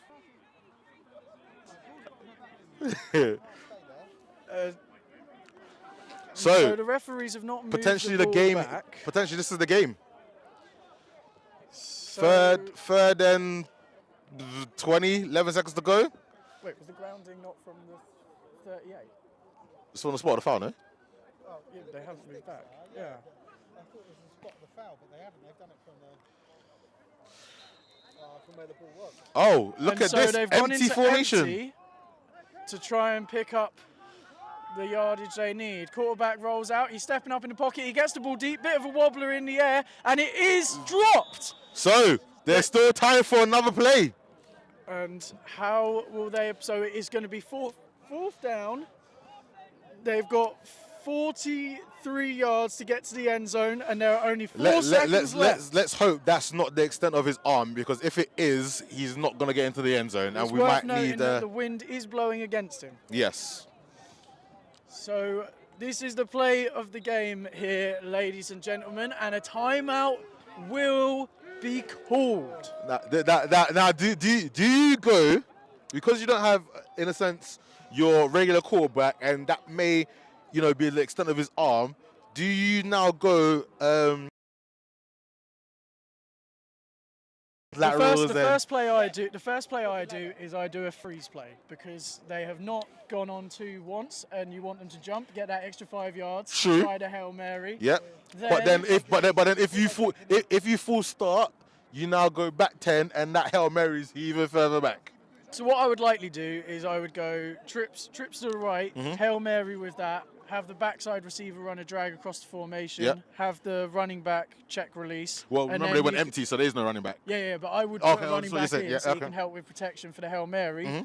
If the Hail Mary isn't good, hit the drag, and then you start just having to toss the ball around to whoever. But I hear that. And so they have gone into their empty formation. They send a receiver in motion. Quarterback is able to shake the sack, but not the second one. And number 53 brings 93 even, brings him down, and that will end the game. Yeah. And so the Olympians get out of here with, similarly to their last matchup, an 8-point victory, but not entirely convincing. Definitely some shaky moments, especially here in this fourth quarter. So in that first game, I believe that they didn't deserve to win in the end, but with the way the game went, they deserve to win in the end. I think they offered just a little bit more than the Exiles did. And so I think it seemed like they were setting up to take a play. I thought Take we a only knee. had 4 seconds. Yeah, but it looks like there's clearly a little bit more. So we will likely see a kneel to end out the game. And as we're watching this, Nana, who would be your player of the game today? Oh, that's a tough one. It's all right. So for the Olympians, it's a toss-up between Dami at QB for some of his what's the word when you just make things on the plays on the fly with the other, like the underhanded improvisation. There we go. And then Chucky 22 had a major impact in this game as well. For Exiles, I believe I'll say Rayburn 18, Ricky, and then maybe 22. In my bag. So we've thank you very much for tuning in to today's action. We've seen what was, in the end, a very close game between these two opponents, and we'll be looking forward to some more close football in future weeks, and particularly next week, as we will be travelling down to Bristol to watch the Bristol Aztecs host the London Warriors in what should be the best game we stream this season. And if you want to make sure that you get the notifications for all of our live streams that are going ahead on YouTube, make sure that you not only click the subscribe button, but you hit the notifications button. And if you can't find us on YouTube, you can always find us on TikTok, Facebook, Instagram, all that great stuff. Thank you very much for being with us here today. Yeah, thank you, Tom, for having me. I think we had a quite good rapport there. Great working with you, and I look forward to hopefully getting a couple of playoff games with you. Indeed, it should be a fun rest of the season. Thank you to Steve as always for his great work on the camera, and thank you to you all for tuning in. We will see you next week as it ends 17-9 here at Blackheath Rugby Club.